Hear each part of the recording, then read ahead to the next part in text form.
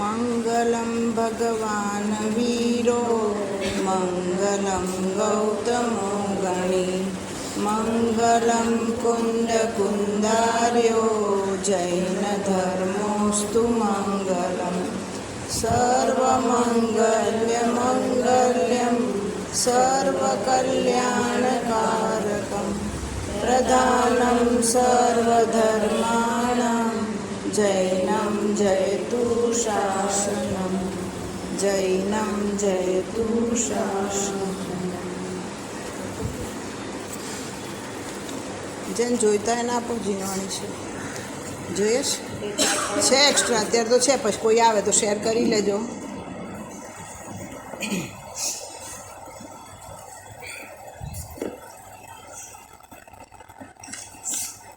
ત્રીજા નંબરના પેજની last line, અમારા આંગણા ઉજળા કર્યા છે. અહીંયા કોની વાત કરે છે?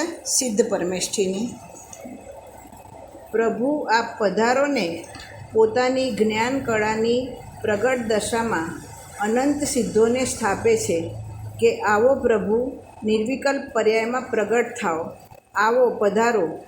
એવી બહુ લાંબુ સેન્ટેન્સ છે, પછી આપણે તોડીને વાત કરીએ છીએ. એવી જેની દ્રષ્ટિ થઈ છે તે અનંતા સિદ્ધોને પોતાની પર્યાયના આંગણે પધરાવે છે અને તેણે ભગવાનને નમસ્કાર કર્યા કહેવામાં આવે છે. અહીંયા શું કીધું કે આવી રીતે સિદ્ધ ભગવાનને ક્યાં સ્થાપના કરવાની છે? પોતાના હૃદયમાં. અનંતા સિદ્ધો જે ઉપર સિદ્ધશિલામાં બિરાજમાન છે, 45 લાખ યોજનની સિદ્ધશિલા છે, એની અંદર સિદ્ધો બધા બિરાજમાન છે. તો આપણે ભાવના એવી ભાઈએ છીએ કે એ બધા સિદ્ધો મારા હૃદયમાં સ્થાપિત થાવ. કેમ? કારણ કે મારે એમના જેવું થવું છે. એ કોણ છે? તો આપણા પ્રતિબિંબના સ્થાને છે, કે જેવો મારો સ્વભાવ છે એવું જ એમનું પ્રતિબિંબ છે. એટલે એના સ્થાને એ છે અને એવું સ્વરૂપ મારે પ્રગટ કરવું છે. એટલા માટે એ બધા સિદ્ધોની સ્થાપના હું ક્યાં કરું છું? મારા હૃદયમાં કરું છું. હવે અહીંયા શું કીધું છે? પોતાની જ્ઞાન કળાની પ્રગટ દશામાં અનંતા સિદ્ધોને સ્થાપે છે. જ્ઞાન કળાની પ્રગટ દશા એટલે શું? બોલો, કોઈને ધ્યાનમાં આવે છે? જ્ઞાન કળાની પ્રગટ દશા એટલે શું? કઈ દશા એવી પ્રગટ થઈ છે? હા, કેવળ જ્ઞાન દશા પ્રગટ થઈ. અને ભાવભાષણની ઓરથી બતાવો. હા, બોલો. જાણવાનું રહ્યું નહીં, જણાય જ છે. બરાબર છે. પોતાની જ્ઞાન કળાની પ્રગટ દશા એટલે આપણે ભાવભાષણની ઓરથી એને વિચારીએ. એ તો બરાબર છે તમારો જવાબ કે બધું પ્રગટ એમને લોકાલોક બધા જણાય છે અને છતાં પણ ક્યાં લીન છે? સકલ જ્ઞેય જ્ઞાયક તદપી નિજાનંદ રસલી. ક્યાં લીન છે? પોતાના સ્વરૂપમાં લીન છે. લોકાલોક તો સ્વપર પ્રકાશક આત્માનો સ્વભાવ છે, એટલે સ્વને જાણતા 12મા પર જણાઈ જાય છે. પણ હવે એને ભાવભાષણની ઓરથી આપણે નક્કી કરીએ કે જ્ઞાન કળા એટલે કેવી કળા? તો જે મુનિરાજોને ઉપસર્ગ થયા છે એમની દશા વિચારો કે માથે સળગતી સઘળી મૂકી છે અને છતાં પણ શું કરે છે? એ ટાઈમે કેવળ જ્ઞાન પ્રગટ કરે છે, પોતાના સ્વરૂપમાં લીન થઈ જાય છે. બધા મુનિરાજો જેટલા મુનિરાજોનો ઉપસર્ગ થયા છે આવી રીતે 12મા લોખંડના ધગધગતા ઘરેણાં પહેરાવ્યા પાંડવોને, અને છતાં પણ શું કર્યું? 3 પાંડવો તો મોક્ષે ગયા અને 2 ને સાધર્મી ભાઈનો એટલો વિકલ્પ રહી ગયો. તો એટલા વિકલ્પમાં અહીંયા આગળ 7મું ગુણસ્થાન હતું, ત્યાં કયું ગુણસ્થાન આવ્યું? 4થું. સ્વર્ગમાં ગયા. તો શું થયું? પોતાનું શુદ્ધોપયોગનું નુકસાન થયું, લોસ થયો પોતાનો. તો એ કેવી દશા હશે એ વિશે વિચાર કરો કે આપણને 12માં આટલી કીડી ચટકો ભરે તો બી પ્રવચનમાં ઊંચા નીચે એટલી વાર બી આપણે સ્ટેડી નથી રહી શકતા. અને એમના આવી રીતે 700 મુનિરાજોને ઘાણીમાં પીલી દીધા. આવશે ને હવે રક્ષાબંધન અને અકંપનાચાર્ય આદિ મુનિરાજોનું આવશે ને કે 700 મુનિરાજોને કેવો ઉપસર્ગ કર્યો ભયંકર. 4 કોર આગ લગાડી અને વચ્ચે બધા મુનિરાજો હતા. તો અને છતાં પણ ધ્યાનમાંથી ચ્યુત ના થયા. એ ધ્યાનમાંથી ડગ્યા નહીં. તો અંદર કેવું સ્વરૂપ હશે કે જે સ્વરૂપના લીધે એમને 12માં આટલો ઘોર ઉપસર્ગ થયો છતાં પણ એની કોઈ વેદના નથી જણાતી. કેમ નથી જણાતી? કારણ કે અંદર એવું સ્વરૂપ જોયું છે. બંધ કરી દેવું હોય તો, કારણ કે હવે 2:45 થયા છે, બધાને આઈડિયા આવી જશે કે ઉપર છે બધા. હા, ના પણ બધાને તૂટી ગયેલા છે બી નહીં બધાના. એટલે એ હા પેલું બારી જોઈને બધા વધારે આવતા હોય છે કે બારી ખુલ્લી હોય, પણ હવે તો અમે ટાઈમ 2:45 થઈ ગયા હશે એટલે બધાને ખ્યાલ આવી જશે કે આવી ગયા છે. એટલે તો એવું કેવું સ્વરૂપ છે આવે છે ને, જે પદ શ્રી સર્વજ્ઞે દીઠું જ્ઞાનમાં કહી શક્યા નહીં તે પણ શ્રી ભગવાન જો તેહ સ્વરૂપને અન્ય વાણી તે શું કહે અનુભવ ગોચર માત્ર રહ્યું તે જ્ઞાન જો અપૂર્વ અવસર એવો ક્યારે આવશે. કેવું સ્વરૂપ કે જે સર્વજ્ઞ ભગવાને જ્ઞાનમાં દીઠું પણ એ પોતે પણ એ કહી નથી શકતા, વચનમાં આવે એવું જ નથી, વચનાતીત છે કે જે અનુભવમાં જે પોતે અનુભવ કરે એને જ ખબર પડે. તમને હું પૂછું કે ઘીનો સ્વાદ કેવો છે તો કોઈ જણાઈ શકે? શબ્દોથી નથી જણાઈ શકતા. હવે તો જળ પૂતગલ છે છતાં પણ આપણે નથી કહી શકતા. તો આ તો કેવું સ્વરૂપ છે કે જે વચનમાં પણ નથી આવી શકતું, તો અંદર કેટલો આનંદ અને કેટલું જેટલી બી સુતાળી શક્તિઓ છે કેવી ભરેલી હશે કે એ સ્વરૂપની બહાર આવવાનું એમને મન નથી થતું. મુનિરાજનું ઉદાહરણ લો કે મુનિરાજ કેવા નિશ્ચલ પ્રતિમાવત ધ્યાનમાં બેઠા હોય ને તો કેવું કહે છે એમને કે નિશ્ચલ પ્રતિમાવત બેઠેલા છે કે કોઈ હરણ આવે અને એની ખાજ ખૂજાવે તો પણ મુનિરાજ એમના ધ્યાનમાંથી ચ્યુત નથી થતા. હરણને ખબર બી નથી પડતી કે અહીંયા કોઈ જીવ છે જીવતો, એવી બી ખબર નથી પડતી. પ્રતિમા જેવા એકદમ સ્થિર એવા થઈ ગયેલા છે. તો એ કેવું સ્વરૂપ હશે? તો એનું ભાવવાસન કરો કે આવી જ્ઞાન કળા પ્રગટે એ જીવોની બહારમાં કેવી દશા છે. અંદરનો આનંદ તો જેનો અનુભવ થાય એને જ ખબર પડે, એ સિવાય ખબર ના પડે. પણ બહારમાં પણ આવી દશા છે. એવી દશા આપણી કોઈ દિવસ આપણને એવું લાગે છે કે આપણે ક્યારે બી આવી રીતે રહી શકીએ છીએ? એવું પ્રેક્ટિસ એની જ કરવાની છે કે બહારમાં પણ કેવાય ઉપસર્ગ આવે, કેટલી બી પ્રતિકૂળતા આવે, એ મારામાં આવી જ નથી. એ બળે એ કયા બળે સિદ્ધ ભગવાન થયા? એ જ બળે કે એનાને મારા કોઈ સંબંધ જ નથી. બહારમાં જે બી શરીરમાં સંયોગોમાં જે બી આવે, જેટલા સંયોગો આવે એ બધા એક્સપાયરી ડેટ લઈને જ આવે છે. દવામાં એક્સપાયરી ડેટ જોઈએ છે ને આપણે, તો અહીંયા જેટલા સંયોગો મળ્યા છે આપણને સાથે બધા એક્સપાયરી ડેટ લઈને આવ્યા છે કે કાં તો એનો વિયોગ થશે કાં તો આપણો વિયોગ થશે, આપણે બી લઈને જ આવેલા છીએ. તો એ નક્કી કરો કે આવી રીતે જેટલા સંયોગો છે બધા વિયોગ લઈને જ આવેલા છે. જ્યારથી સંયોગ થયો ત્યારથી વિયોગ નક્કી છે. અને એ બધા આયા છે એમના પોતાના કારણે આયા છે, પોતાના કારણે જવાના છે. અને દરેકે જે રીતે પોતાના ભાવ કર્યા હશે એ રીતે અલગ અલગ ગતિમાં જતા રહેશે અહીંયાથી. તો તારને એને કોઈ સંબંધ જ નથી. પહેલું તો સૌથી નજીક કોણ છે? શરીર છે. તો શરીર કેવું છે એનું સ્વરૂપ વિચારો. જો પહેલાં તો છે ને એક વિચારવા માટે 12 ભાવના પણ રોજ દિવસમાં એકવાર 12 ભાવનાનું ચિંતન કરવું જોઈએ. જેને જે બી આવડતી હોય, જે બી ગમતી હોય, પણ 12 ભાવનાનું રોજ એકવાર તો તમારા પરિણામોમાં વૈરાગ્ય આવશે. કારણ કે અત્યારે 12માં બધું જે ચકાચક છે ને એ ભૌતિક ચકાચક જોઈ અને જીવો એમાં જ ખુશ થઈ ગયા છે. કારણ કે અનાદિકાળથી એવું એકત્વ પણ હું માનેલું છે પદાર્થોમાં. તો અત્યારના બી હજી ભેદ વિજ્ઞાન નથી થઈ રહ્યું. તો એ રીતે સ્વરૂપનો વિચાર કરો કે કેવું સ્વરૂપ છે એ પૂતગલોનું અને મારું કેવું સ્વરૂપ છે. તો શરીરનું કેવું સ્વરૂપ છે?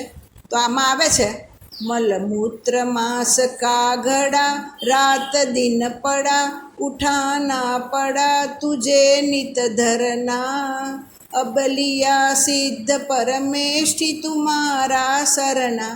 કેવું છે? મલમૂત્ર અને માંસથી ભરેલું એનો ઘડો. હવે 12માં આપણને ગંદકી જોઈએ રસ્તામાં તો બી કેવી એ થઈ જાય છે, થાય છે ને, સૂગ આવે છે ને. અને મુનિરાજ ના આવે કે ના આવે? ના આવે. શરીરનું સ્વરૂપ આવું જ છે. ઉપર ચામડી છે એટલે બધું બરાબર દેખાઈ રહ્યું છે, પણ અંદરથી ખોલીને જોઈએ તો કેવું સ્વરૂપ છે? આવું જ છે. અને પાછું શું? રાત દિન સડા, અંદર સડો જ છે.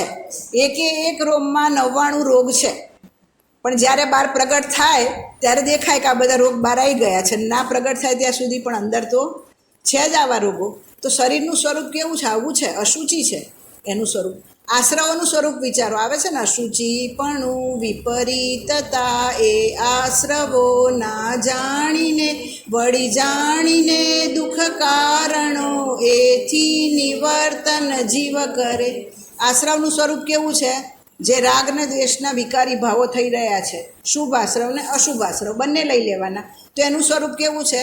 તો અશુચિ છે, વિપરીતતા છે એનામાં. કેવા? મારા સ્વભાવથી વિપરીત સ્વભાવવાળા છે. અને એવા આશ્રવોનું સ્વરૂપ જાણી અને દુઃખ છે અને દુઃખના કારણ છે. અત્યારના પણ દુઃખ થાય છે, અત્યારે આકુળતા થાય છે કે નહીં? એવા પ્રસંગોમાં થાય છે. અને ભવિષ્યમાં પણ શું છે, દુઃખ લાવનારા છે. અને એના લીધે જ્ઞાની જીવ શું કરે છે, એનાથી પોતાની જાતને નિવર્તાવે છે. આવ્યું ને પ્રતિક્રમણ, પ્રત્યાખ્યાન ને આલોચના. તો શું કરવાનું છે, એ પરિણામોથી નિવર્તન, ત્યાંથી પોતે નિવૃત્તિ લેવાની છે આવા પરિણામોથી. અને અત્યારે આપણને આટલી બી સુખ જોઈએ તો એકદમ આ મરેરાટી થઈ જાય છે. અને હવે સપોઝ વિચાર કરો, કંઈથી બીજી પર્યાય તિર્યંચની આવી, જો કોઈના કયા પરિણામો જ્યાં છે એ ખબર નથી, અને આવી પર્યાય અનંતવાર આપણે કરીને આવ્યા છીએ ને આગળ બી કરીશું. તો હવે જ્યારે બીજી પર્યાય જો ભૂંડની આવે તો ભૂંડ એ જ ગંદકીમાં પડી રહે છે, અને એ જ વિષ્ટા એને કેવી લાગે છે, પ્રિય લાગે છે. તો એવી પર્યાય આવે ત્યારે શું કરશું? તો અત્યારથી આ બધું નક્કી કરો કે આ સ્વરૂપ કેવું છે અને મારું સ્વરૂપ કેવું છે. તો એ જોશો તો એ બહારના જે પદાર્થો ઉપર આપણે નિરંતર આવે છે ને, જડ પર ઝૂક જાતા ચેતન, કેમ ઝૂકે છે એની ઉપર? કે ત્યાં આગળ એને લાગે છે કે નહીં આ સારું છે અને આ તો મારું કર્તવ્ય છે. તો ત્યારે નક્કી કરો કે એનું સ્વરૂપ કેવું છે અને મારું કેવું છે. તો ત્યાંથી નિવૃત્તિ થશે, એ સિવાય નિવૃત્તિ નહીં થાય. કારણ કે બહારમાં લાડીવાળી ગાડી બધું એટલા સંયોગો બહારમાં મળે છે. અને અત્યારે ભૌતિક યુગ પણ એવો છે કે એટલી બધી નવી એક શોધો થઈ રહેલી છે કે બધું ઓટોમેટિક, આ જીવને 4 ગતિમાંથી બહાર જવા ના દે એટલી વ્યવસ્થા પ્રોપર કરીને રાખેલી છે. અને એની અંદરથી ઊંધો પુરુષાર્થ કરવાનો છે, બહાર નીકળવાનો. જે નદીનું વહેણ હોય અને હોડી જે વહેણ હોય એ દિશામાં જતી હોય, અને તમારે કઈ બાજુ જવાનું, સૂંધી બાજુ. એનાથી કે બહારમાં જે ભૌતિક યુગમાં જે બધી ચકાચોચ દેખાઈ રહી છે કે હા બધું, અને બેઠા બેઠા જ બધી જ રિમોટથી ઊભું ના થવું પડે તમારે, એટલી વ્યવસ્થા. હવે એ વ્યવસ્થામાંથી કોને એવું લાગે કે આમાં દુઃખ છે? એવું લાગે ખરી? પહેલાં તો નક્કી કરો કે આ બધું દુઃખ છે, અને પછી એનું સ્વરૂપ વિચારો અને પોતાનું સ્વરૂપ વિચારો. એટલે જ્ઞાન કળાનો અર્થ ભાવભાષણની અર્થી ખબર પડી ને કે કેવી જ્ઞાન કળા હોય, કે આવી હોય કે મુનિરાજો આ ટાઈમે પણ આવી રીતે પોતાના સ્વરૂપમાં લીન થઈ જાય છે, કેવળ જ્ઞાન પ્રગટ કરે છે. ઉપસર્ગ કેવડી જે હોય, 7 પ્રકારના જે કેવડી છે ને, અંતર્કૃત કેવડી, ઉપસર્ગ કેવડી, એ તો એમનો કોઈ પૂર્વનો વેરી આવે તો અહીંયા ધ્યાનમાં બેઠેલા હોય તો અહીંથી ઊંચા કરીને ઉપર આકાશમાં લઈ જાય અને આકાશમાંથી નીચે ફેંકે, અને ઉપરથી નીચે આવે ત્યાં સુધીમાં કેવળ જ્ઞાન પ્રગટ કરીને સીધા લયમાં બિરાજમાન થઈ જાય. તો કેટલી તૈયારી એ જીવોની! આપણને તો જરાક આમ બહુ હાઈટ ઉપર ઘર હોય ને, નીચે જોઈએ તો બી શું થાય છે, ડર લાગે, ચક્કર આવે. લીધું છે તો પોતાની ખુશીથી કે હા ઊંચે રહીએ તો અમને હવા સારી આવે, બધું દેખાય, દુનિયાની બધી વસ્તુઓ લીધું એ ખુશીથી. પણ પછી શું થાય, અમુક એજ પછી માણસને એક ડર બી વધવા માંડે. અમુક એજ થાય પછી, એ દરેકનો એક્સપિરિયન્સ છે કે અમુક એજ પછી બધી વસ્તુમાં ડર લાગે. તો ત્યારે પછી હાઈટથી જોવે ને તેમ લાગે કે ના હવે તો મને ડર લાગે છે, ક્યાં અહીંયા ઘર લીધું. એવી દશા છે આ જીવની. તમારા ભાભી હમણાં ત્યાં તારંગા મળેલા ને તે મને કહેતા હતા, હા એ જયશ્રી ભાભી જ મને કહેતા હતા. મને કે હિનાબેન 56માં મારે ઘર લીધું છે, હવે કે એના ઘરે હું કોઈ દિવસ જતી જ નથી, કે મને જવું ત્યાંથી જોઈને ડર લાગે છે. બોલો, એટલે જીવ જે બી ભોગો કરે છે એ બધા શેના માટે કરે છે? ખુશી માટે. પણ એની પાછળ છેવટે શું છે? દુઃખ. તો એ નક્કી કરો કે મેં લીધું હતું તો સારા માટે ને, કે ભાઈ હા સૌથી હાઈટ ઉપર મારું ઘર હોય, બહારનો બધો એકદમ સારો નજારો દેખાય, હવા સારી આવે, બધું સારું સારું મળે, એના માટે લીધેલું. હવે શું થયું? હા તકલીફ પડે જ છે દાદા.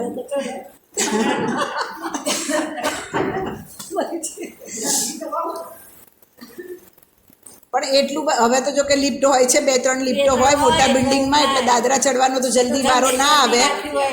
પણ છતાં હા એટલે કોઈ કીધું ને કે બધી ફેસિલિટી એવી કરે છે 12મા પૂતગલની, એટલી વ્યવસ્થા હોય છે કે જીવ 4 ગતિમાંથી બહાર ના જાય એટલી વ્યવસ્થા કરીને રાખેલી છે અત્યારે. અને એમાંથી તમારે બહાર નીકળવાનું છે. તો કઈ રીતે નીકળવું એ પોતાના હાથ ઉપર છે. કે હવે એમાં દુઃખ છે એ પહેલાં નક્કી કરો કે દુઃખ છે અને દુઃખના કારણો છે.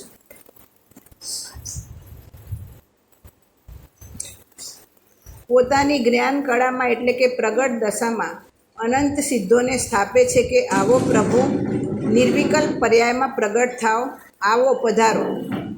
નિર્વિકલ્પ પર્યાય એટલે કેવી? રાગ દ્વેષ વગરની પર્યાય.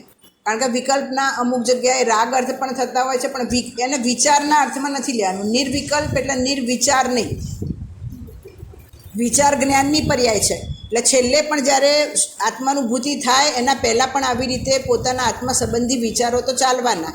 પછી પક્ષાતિક્રાંત થશે, પછી એ દશા આવશે, શુદ્ધોપયોગ આવશે. પણ એ વખતે કઈ દશા હશે? તો રાગ દ્વેષ વગરની દશા, વિતરાગ દશા. અને એવી મને પ્રગટ થાવ એના માટે વિકલ્પ એટલે રાગ. એટલે મેં કીધું ને કે બધી જગ્યાએ અમુક શબ્દોના અર્થ વેરિએટેડ હોય, કે અહીંયા આગળ નિર્વિકલ્પ દશા એટલે રાગ વગરની દશા, વિતરાગ દશા, એવી દશા મને પ્રગટ થાવ. પણ વિચાર નહીં, અહીંયા આગળ એનો અર્થ વિચાર નથી, નિર્વિચાર એવું નહીં. કારણ કે વિચાર વગરનું તો કોણ હોય? જળ પૂતગલ હોય એને વિચાર ના આવે. જીવ છે, ચેતન છે, એને તો વિચાર રહેવાના જ છે. વિચાર જ્ઞાનની પર્યાય છે. અને આ નિર્વિકલ્પ દશા છે રાગ વગરની દશા, એવી દશા મને પ્રગટ થાવ, વિતરાગી દશા પ્રગટ થાવ. તો છેલ્લે શુદ્ધોપયોગ પહેલાં પણ એવા વિચાર તો રહેશે, પોતાના આત્મા સંબંધી વિચાર. આ જેમ જીનવાણી જોઈતી હોય લો, અહીંયા પડી છે, જેને જોઈતી હોય લઈ લો.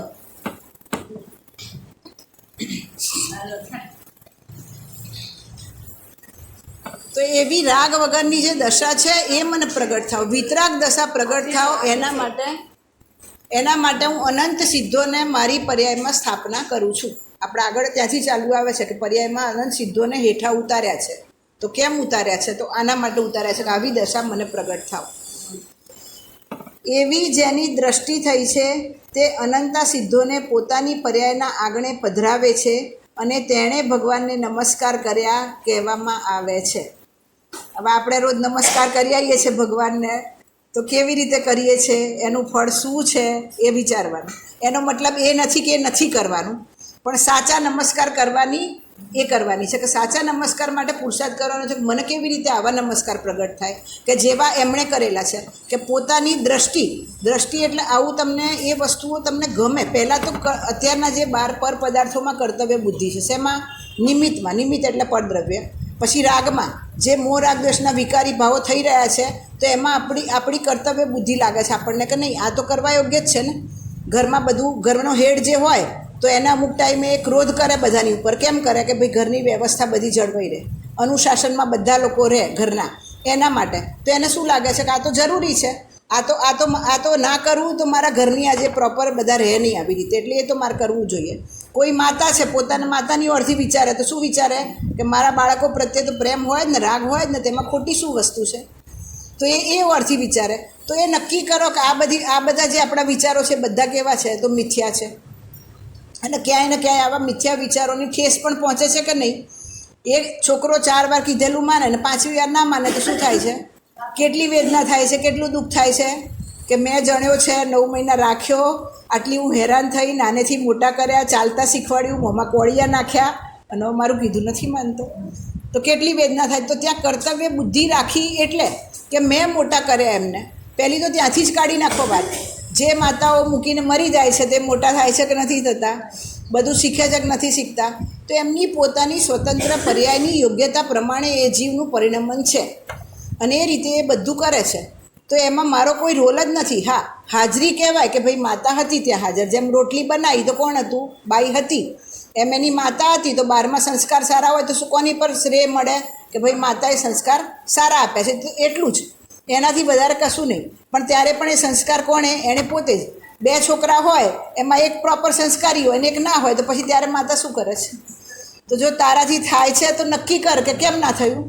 બંનેને કેમ એક સરખા મેં ના કર્યા?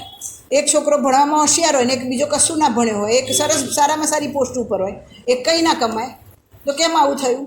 તો આવી રીતે પોતાની જાતે બુદ્ધિમાં નક્કી કરો કે આમાં એનું પરિણમન સ્વતંત્ર છે, મેં આમાં કશું કર્યું જ નથી, મારો રોલ જ નથી. તો એ કર્તૃત્વ બુદ્ધિ નીકળી જશે ને તો ઓટોમેટિક દુઃખ નહીં થાય. કારણ કે દુઃખ ક્યાં થાય છે? કે જ્યાં આગળ પોતાપણું માન્યું છે, મારાપણું માન્યું છે, ત્યાં આગળ દુઃખ થાય છે. તો નિમિત્તથી, રાગથી, આવી રીતે બધા પરદ્રવ્યોથી પોતાની દ્રષ્ટિ ફેરવવી એટલે શું? કે ત્યાં આગળ સુખ બુદ્ધિ ના લાગવી જોઈએ. અત્યારે ક્યાં સુખ બુદ્ધિ લાગે છે? કીધું ને કે આવી રીતે આ બધામાં આપણને રાગ દ્વેષના ભાવો કરીએ છીએ ને એમાં શું લાગે છે? કે આવું તો હોય જ ને. પણ એવું હોય તો તારું શું રહેશે? સંસાર હરોભરો રહેશે. 4 ગતિમાંથી બહાર નીકળવા નહીં મળે, એ પાક્કું છે જો આવા વિચારો રહ્યા તો. એટલે એ કર્તવ્ય બુદ્ધિ જે લાગે છે ત્યાંથી છોડો કે આ કરવા યોગ્ય જ નથી. કર્તવ્ય શું છે? નિયમથી કર્તવ્ય, રત્નત્રય પ્રગટ કરવા, એ જ કર્તવ્ય છે. એ સિવાય બીજું કોઈ કર્તવ્ય જીવનું છે નહીં. જે જીવ છે એનું તો નક્કી કરો કે હું તો જીવ છું, તો મારું કર્તવ્ય શું છે? તો આ જ છે. બીજો કોઈ રોલ મારો નથી અહીંયા આવીને. અને અહીંયા પંચેન્દ્રિયપણું મળ્યું, સંઘની પંચેન્દ્રિય થયા, 12માં જે જીનવાણી મળી છે અને આ બધું મળ્યું છે, તો આના માટે જ મળ્યું છે.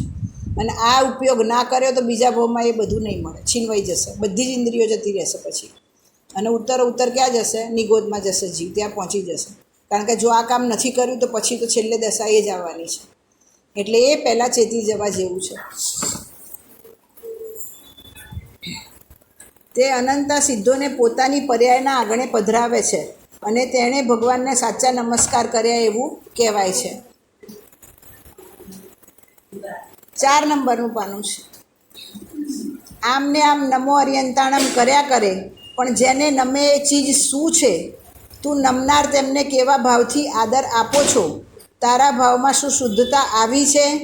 એની ખબર વિના નમો અર્યંતાણમના ઘડિયા તો અનંતકાળ હાંક્યા, પણ તેમાં કાંઈ વળ્યું નહીં. જ્યાં બી જઈએ, અહીંયા અત્યારે આવ્યા છે જૈન ધર્મમાં, તો જાપ કરે છે ને બધા, કે ભાઈ જાપ કરો, નમોકાર મંત્રની માળા ફેરવો. હવે ગુરુદેવ શું કહે છે કે આવા ઘડિયા તો તે અનંત વાર હાંક્યા. એ જેમ ટેપ રેકોર્ડ બોલે એમ તું બોલે છે, પણ એનું ભાવભાષણ હોવું જોઈએ કે અર્યંત ભગવાનનું નમે છે એ ચીજ કેવી છે, તો અર્યંત ભગવાનનું સ્વરૂપ કેવું છે એ યાદ આવવું જોઈએ કે આવું સ્વરૂપ છે અને એટલા માટે હું એમને નમસ્કાર કરું છું. આમાં આવે છે ને સમોસાની સ્તુતિમાં, ભલે સો ઇન્દ્રોના તુજ ચરણમાં, કેમ નમે છે બધા એમને? તો એની મહિમા આવી જોઈએ કે કયું સ્વરૂપ છે કે જેને નમસ્કાર કરીએ છીએ અમે, એ સ્વરૂપની ખબર હોવી જોઈએ ને. 12માં મહિમા આવે છે, 12માં જે તમારા અત્યારના સૌથી મોંઘામાં મોંઘી ગાડી હોય, તો અત્યારના જે ટ્રેન્ડ હોય, નાના છોકરાઓ હોય, તે લોકોને એનો મહિમા હોય છે કે નહીં, કે આમાં આટલી ફેસિલિટી છે, આવું છે, આવું છે. તો એની મહિમા કઈ રીતે કરે છે કે એમાં શું શું ફેસિલિટી છે? તો એવી રીતે અહીંયા આગળ મહિમા કેવી રીતે આવે છે કે અર્યંત ભગવાનનું સ્વરૂપ કેવું છે, એ સ્વરૂપની મહિમા આવશે તો એ પૂર્વક જે નમસ્કાર કર્યા હશે, અને એ પ્રમાણે પોતાના ભાવોમાં પણ એવી શુદ્ધતા આવશે. કારણ કે એ સ્વરૂપની મહિમા આવશે તો મારે એમના જેવું થવું છે, તો મારા ભાવોમાં પણ એવી શુદ્ધતા આવશે. કેમ? કારણ કે 12માં બી કીધું ને કે કોઈ પ્રાઇમ મિનિસ્ટર ઘરે આવવાના હોય તો કેટલી આપણે તૈયારી કરીએ. પ્રાઇમ મિનિસ્ટર છોડો, એક વિદ્વાન ઘરે આવવાના હોય તો કેટલી તૈયારી કરીએ છીએ. ભાવો કેટલા આપણા ઉજ્જવળ રહે છે. હવે પર્યુષણમાં બધાને બોલાવીશું ને વિદ્વાનોને જમવા માટે, તો કેવા પરિણામો રહેશે આપણા? એક જ ટાઈમ જમવા માટે બોલાવીએ તો બી કેટલી વિશુદ્ધિ હોય છે. રસોઈ બનાવીએ તો બી કેટલું ધ્યાન રાખીએ કે નહીં એમના અનુરૂપ જે હોય એ રીતે આપણે બનાવવાનું છે, જે નિયમો છે, નિયમો પડે એ રીતે. તો ત્યાં આગળ પણ પરિણામો કેવા હોય છે આપણા? તો અહીંયા તો આવી રીતે જે સૌથી ઉચ્ચ પદ, ત્રિલોક પૂજ્ય પદ છે, એવું પદ આપણે પ્રાપ્ત કરવું છે. તો એના ભાવો, એવી શુદ્ધતા કેટલી ભાવોમાં આવે. આ સવારે લીધેલું ને અશ્વિનભાઈએ કે ભરત ચક્રવર્તી હતા તો એમની બધી રાણીઓ કેવી રીતે સફેદ વસ્ત્રોમાં, 8મ 14 હોય તો બધા સફેદ વસ્ત્રોમાં આર્જિકા માતાની જેમ બેસે અને ભરતજી એમને સંબોધન કરે બધાને. તો આ સવારે લીધેલું ને, તો કેટલી શુદ્ધતા પરિણામોમાં. અને એવો નિમિત્ત જો અંદરથી પરિણામો ઉજ્જવળ પોતાના થવાના છે. પણ મોક્ષમાં પ્રકાશકમાં પણ આવે છે કે પરિણામ બગડવાનો નિરંતર ભય હોવો જોઈએ. પરિણામોનો વોચમેન બની જાઓ. 12માં બધી વસ્તુઓનો વોચમેન નથી બનવાનું. ઘરમાં કેટલું તૂટ્યું, ફૂટ્યું, કેટલું ફેંક્યું, કેટલું ઢોળાયું, એનું વોચમેન નથી બનવું. વોચમેન કોનું બનવાનું છે? પરિણામોના. કે પોતાના પરિણામો બગડવાનો નિરંતર ભય હોવો જોઈએ અને પરિણામો સુધારવાનો નિરંતર પુરુષાર્થ હોવો જોઈએ કે કેવી રીતે મારા પરિણામો બગડે નહીં. અને એવી શુદ્ધતા પોતાને પર્યાયમાં પ્રગટ થાય તો એને સાચા નમો અર્યંતાણમ બોલેલા પણ કામના છે. એને કહેવાય કે એણે ભગવાનના નમસ્કાર કર્યા છે, કે આવું સ્વરૂપ છે, એ સ્વરૂપની મહિમાપૂર્વક નમસ્કાર. 12માં તો ઓટોમેટિક શરીરની અવસ્થા પણ એવી થશે કે નમશે જાતે. શરીરને આમ જબરજસ્તીથી નમાવવું નહીં પડે. કોઈ આમ નમાવે છે આપણને પકડીને, કે જાતે નમન થાય છે. કેમ થાય છે? કારણ કે એવો ભાવ આવે છે અંદર કે આવા ત્રિલોક પૂજ્ય ભગવાન છે અને એમણે એવું શું કર્યું કે એમના આટલા આવી રીતે લોકાલોક જ્ઞાનમાં ઝળકે છે, છતાં પણ રાગદ્વેષ નથી થતા, કશાય નથી થતા. તો કેવા પરિણામો છે એમના એવા. તો ઓટોમેટિક શરીરની અવસ્થા એ રીતની થઈ જશે ને નમસ્કાર થઈ જશે, કરવા નહીં પડે જબરજસ્તીથી.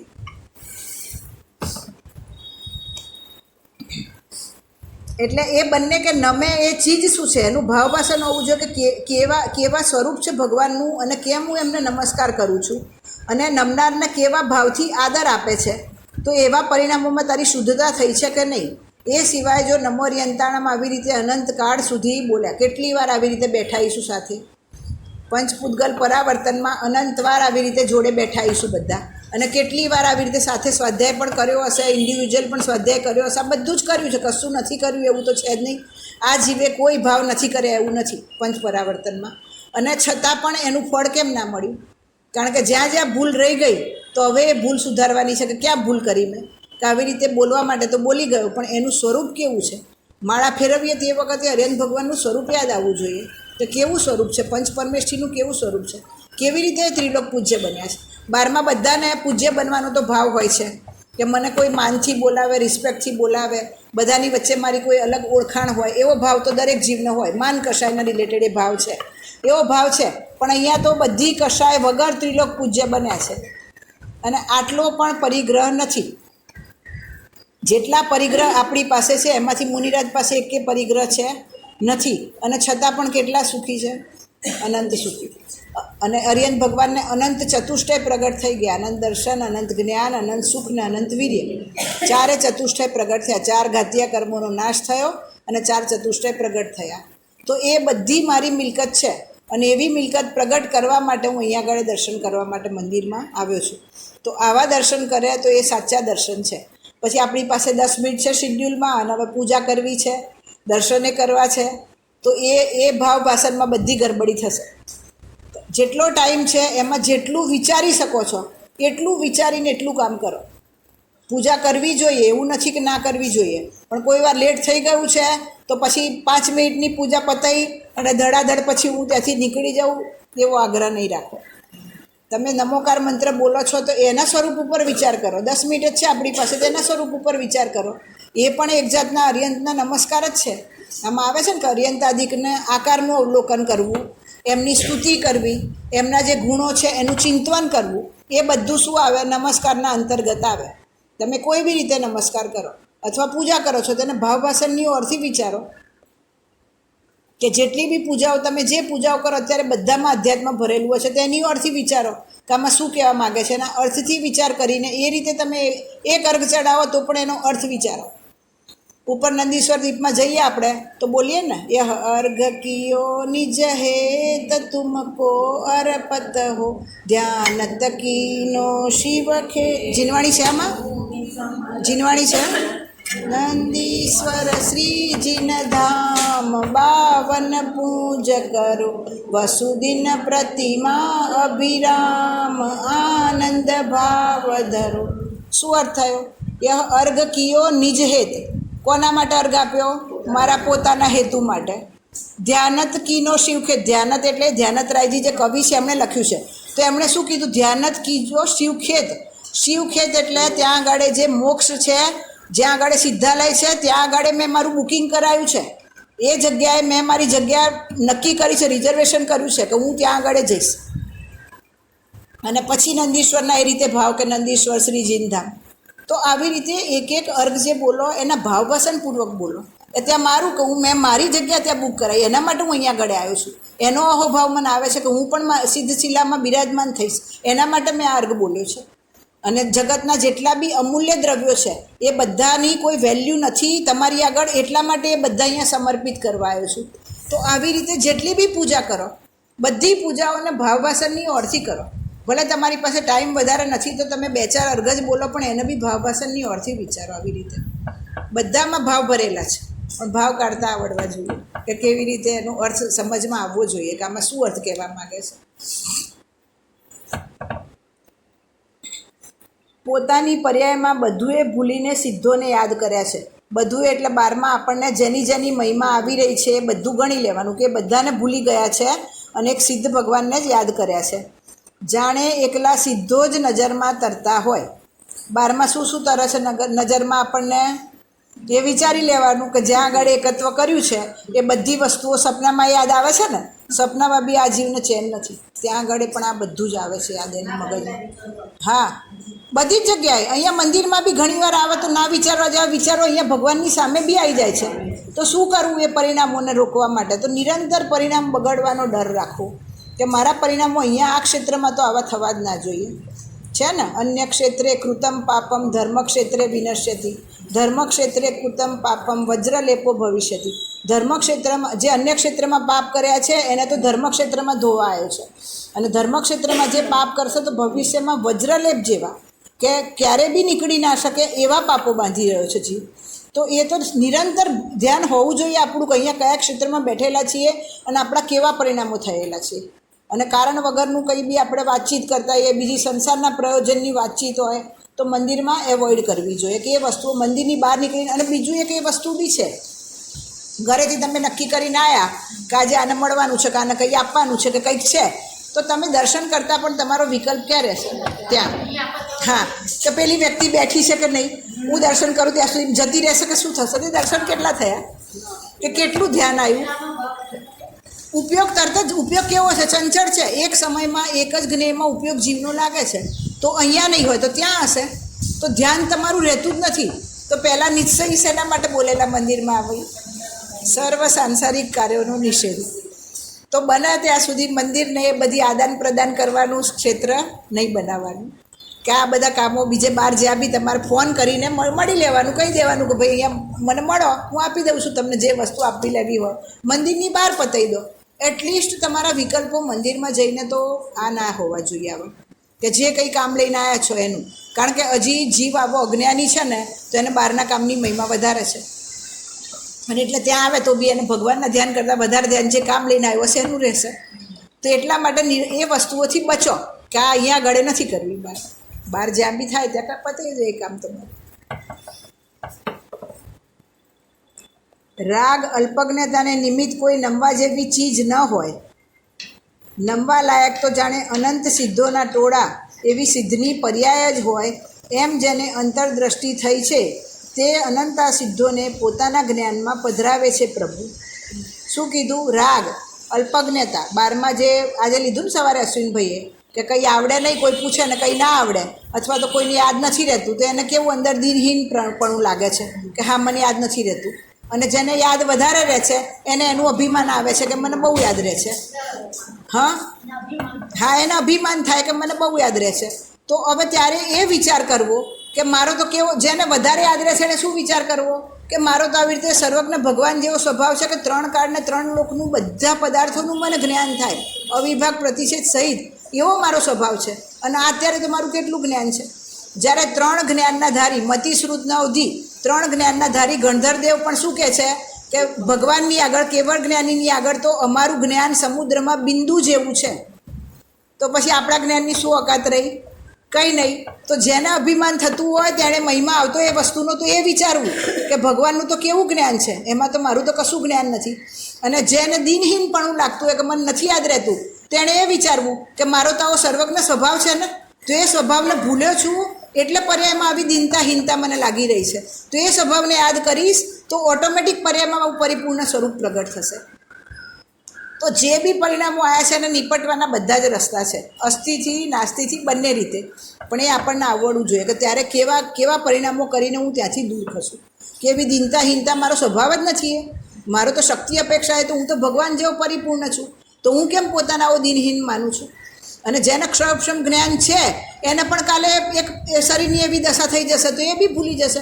ઉંમર થશે તો ધીરે ધીરે એવું લાગે છે ને કે બધું ભૂલીએ છે, જાણે એવું લાગે છે કે નથી લાગતું?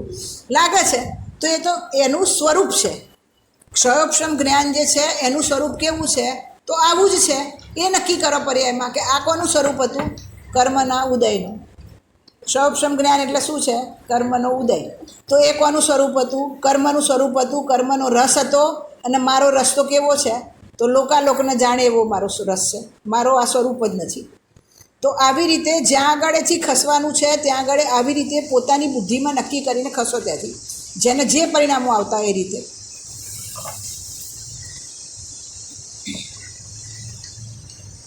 અને નિમિત્ત 12માં કે 12માં નિમિત્તોની મહિમા આવતી હોય છે ને, કે સારા નિમિત્તો છે એને સાચવી રાખવું, ખરાબ નિમિત્તો છે એને હટાવવું. તો એ નિમિત્તો પણ કોઈ જગતનો એક પદાર્થ છે, જ્ઞેય માત્ર છે, જાણવા યોગ્ય પદાર્થ છે.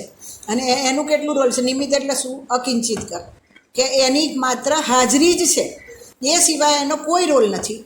એ તો આપણે બાઈના ઉદાહરણથી સમજીએ છીએ ને કે બાઈ રોટલી બનાવે તો એમાં બાઈ તો શું હતી? તો નિમિત્ત હતી.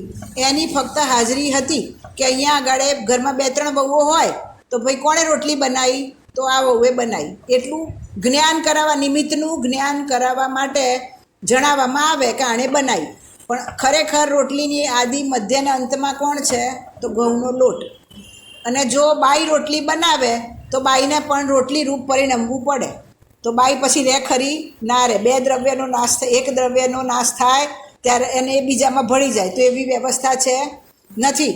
અગુરુ લઘુ તો ગુણ યાદ કરી લેવાનો, એની વ્યાખ્યા યાદ કરી લેવાની, એટલે તરત જ ખ્યાલ આવી જાય કે હા, એ રીતે તો મારું પરિણમન થાય જ નહીં. હું રોટલી બનાવું તો પછી જે કર્તૃત્વનો બોજો છે ને, કે હું સારી રસોઈ બનાવું છું, હું ઘરને બરાબર મેન્ટેન રાખું છું, હા હા, મારા કર્યા વગર તો કશું થાય જ નહીં. અહીંથી શિબિરમાં જવું હોય તો કેટલી ઇન્સ્ટ્રક્શન આપીને જઈએ બહુને, આમ કરજે, આમ કરજે, આમ કરજે. નીકળીએ ત્યાં સુધી, ત્યાં જઈને બી વિકલ્પ રહે કે બધું બરાબર છે કે નથી. તો કેટલું કર્તૃત્વ માથે જડીને નાચે છે. તો ત્યારે નક્કી કરવું કે એની સ્વતંત્ર યોગ્યતા છે દરેક જીવની, એનું દરેક દ્રવ્યનું સ્વતંત્ર પરિણમન છે. તો તારા કરે કશું જ નથી થવાનું ત્યાં આગળ. તે બધો ભાર મૂકી દે અને નિર્ભર થઈને જા. અને આવી રીતે પ્રેક્ટિસ પાડવી જોઈએ. જેના અનુકૂળતા હોય તો ઘરની દૂર રહેવાની પ્રેક્ટિસ પાડવી જોઈએ. શિબિરોમાં જવું જોઈએ કે તમે ઘરથી દૂર રહેશો તો તમારા ભાવોમાં કેટલો ફેર પડી જાય છે. અને આ જે નિરંતર કર્તૃત્વ લાગેલું રહેશે ને, તે પરિણામોમાં ઓટોમેટિક હીનતા આવશે, ઓટોમેટિક ઓછા થઈ જશે એ પરિણામો. એટલે આવી રીતે નિરંતર પ્રેક્ટિસ, જે બી રીતે જેને જ્યાંથી બી મળતું હોય, ઘરમાં અનુકૂળતા છે તો ઘરમાં તમે કરો. અને ઘરમાં તમારા ભાવો એકાગ્ર નથી રહી શકતા તો મૂકીને જતા રહો. શિબિરો એટેન્ડ કરો, ત્યાં જઈને તમે આ નક્કી તો આ જ કરવાનું છે. ગમે ત્યાં જાઓ, દુનિયાના છેડામાં, કોઈ બી જગ્યાએ જાઓ.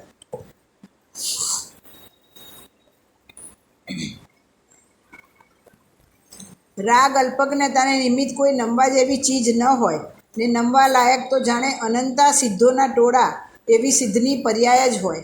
એમ જેને અંતરદ્રષ્ટિ થઈ તે અનંતા સિદ્ધોને પોતાના જ્ઞાનમાં પધરાવે છે.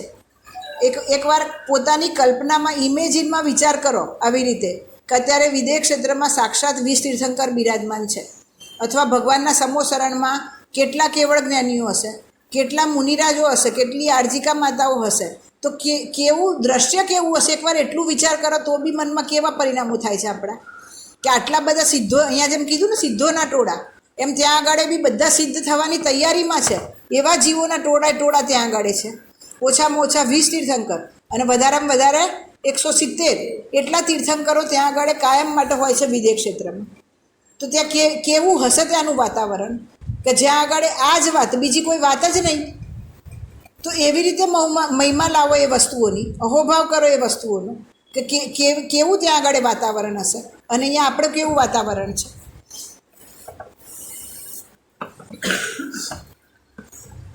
આપે તો નિર્મળ ધ્યાન કર્યું હતું ને એ નિર્મળ ધ્યાન દ્વારા અનંત આનંદ આદિ શક્તિની વ્યક્તતા પર્યાયમાં આપે પ્રગટ કરી, માટે આપ પરમાત્માને હું નમસ્કાર કરું છું. કેવું ધ્યાન કર્યું હતું? નિર્મળ ધ્યાન, કે એ ધ્યાનમાં કોઈ જ જાતના દોષ નહોતા એવું ધ્યાન કર્યું. અને એના દ્વારા આવી રીતે જે શક્તિ હતી એની વ્યક્તતા, શક્તિ રૂપે તો બધા જીવો કેવા છે? પરમાત્મા સ્વરૂપ જ છે.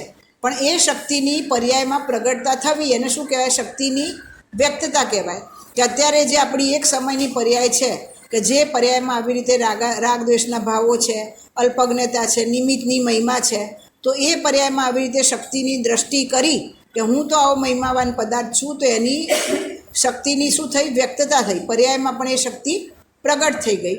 અને એ શક્તિ પ્રગટ થઈ એટલા માટે એ પરમાત્માને હું નમસ્કાર કરું છું. કેમ નમસ્કાર કરું છું? તો આના માટે હું નમસ્કાર કરું છું કે તમે આવી શક્તિ જે હતી એ પર્યાયમાં પ્રગટ કરીને, મેં હજી પ્રગટ નથી કરી, મારે કરવી છે, એના માટે તમારો અહોભાવ આવે છે. એટલા માટે હું અહીંયા નમસ્કાર કરવા આવ્યો છું. એમ પ્રથમ ગાથામાં મહામાંગલિક કર્યું. માંગલિક પણ કેવું કીધું? મહામાંગલિક. કારણ કે આનાથી ઉત્કૃષ્ટ બીજું કોઈ માંગલિક હોય જ નહીં. 12મા કરે છે ને, લગ્ન પહેલાં માંગલિક કરે છે. એ કયા માંગલિક છે? બધા એમાં તો જોડાવું બી નહીં. એ જીવ જેટલા બી પાપ કરશે ને ત્યાં બેસીને સંસારમાં, એ બધા પાપની અનુમોદનાનું ફળ લાગશે. લીધેલું ને અશ્વિનભાઈએ કે કોઈને બેસ્ટ ઓફ લક, કોંગ્રેચ્યુલેશન. તો એ શું થશે? મફતનું પાપ આ જીવ બાંધે છે. અને સારા કામમાં અનુમોદના કરશો તો એનું પુણ્ય બી મળશે, પણ એમાં બી બે રખડાવનાર જ છે. પુણ્ય મળશે તો બી એની કોઈ ખુશીની વાત નથી. આ સ્વરૂપ પ્રગટ નથી કર્યું ત્યાં સુધી બંને સંસારના ભાવો જ છે અને બંને સંસારમાં રખડાવનાર છે. એમાંથી સુખ નથી આવવાનું, એ નક્કી કરી લો. એટલે આવા ખોટા પાપથી તો બચવું જ, કોઈને એવી અનુમોદના કરવી જ નહીં. એ લગ્ન કરે છે અને લગ્ન કરીને જેટલા સંસાર વધારશે એ બધા પાપો આપણામાંથી આવવાના. એની અનુમોદનાનું પાપ લાગે છે. પોતાના જે છે બાળકો, એના માટે તો એક માતા છે કે પિતા છે તો એના માટે એટલી એની જરૂરી છે કે એની જવાબદારી છે, પણ પછી બીજા બધા લોકોની જવાબદારી નથી. અને પ્રતિમા તમે એક વખત નહીં જાઓ ને તો એક વખત જ કહેશે, પછી અમે જતા જ નહીં. અને કોઈ એના પર પેલું કરશે જ નહીં. તમે એક વખત જાઓ, તમારા કુટુંબમાં ગમે તે હોય, હા. પછી જઈએ નહીં આપણે, તો તમે અમે જતા જ નથી તો આપણે એ વખત એક વખત કહેશે, પણ પછી બીજી વાર તો બોલશે જ નહીં. બરાબર છે. એટલે જેટલું બી એનાથી દૂર રહેવાય એટલું રહેવું જોઈએ. અમારે તો કુદરતી બંધ થઈ ગયું છે કે આપણી તબિયતના લીધે ત્રીજી કોઈ જગ્યાનો વિકલ્પ જ નહીં. ઘર દેરાસર ક્યાંય નહીં જવાનું બીજે. તો સારું છે. હું તો એમ જ વિચારું છું કે કદાચ જો એ બધો રસ્તો ખુલ્યો હોત ને તો ક્યાં લાગ્યા હોત અત્યારે ખબર નથી. એના કરતાં પોતાનું કામ તો કરી શકીએ છીએ ઘરમાં બેસીને, ને જ કરવા જેવું છે. હા, એટલો ટાઈમ બચે જ છે ને. નહીંતર કેટલી તમારા વિકલ્પો કેટલા રહે છે. ક્યાંય જવાનું હોય તો કેટલા દિવસ પહેલાં તૈયારી ચાલુ થાય, આવીને કેટલા દિવસ પાછળ બગડે છે. અને ઉપયોગ એમાં બગડે છે કે નહીં? સૌથી મોટું નુકસાન કયું છે? ઉપયોગનું. કે પોતાના આપણી પાસે અત્યારે એક જ પૂંજી છે જમા, કે આપણું જે ઉપયોગ છે એ ઉપયોગને આમાં વાળવાનું છે. એ વર્તમાન ઉપયોગનો આપણે ક્યાં ક્યાં બરબાદ કરી રહ્યા છીએ? તો આ બધી જગ્યાએ બરબાદ કરી રહ્યા છીએ. તો ત્યાંથી ખસેડો એ ઉપયોગને.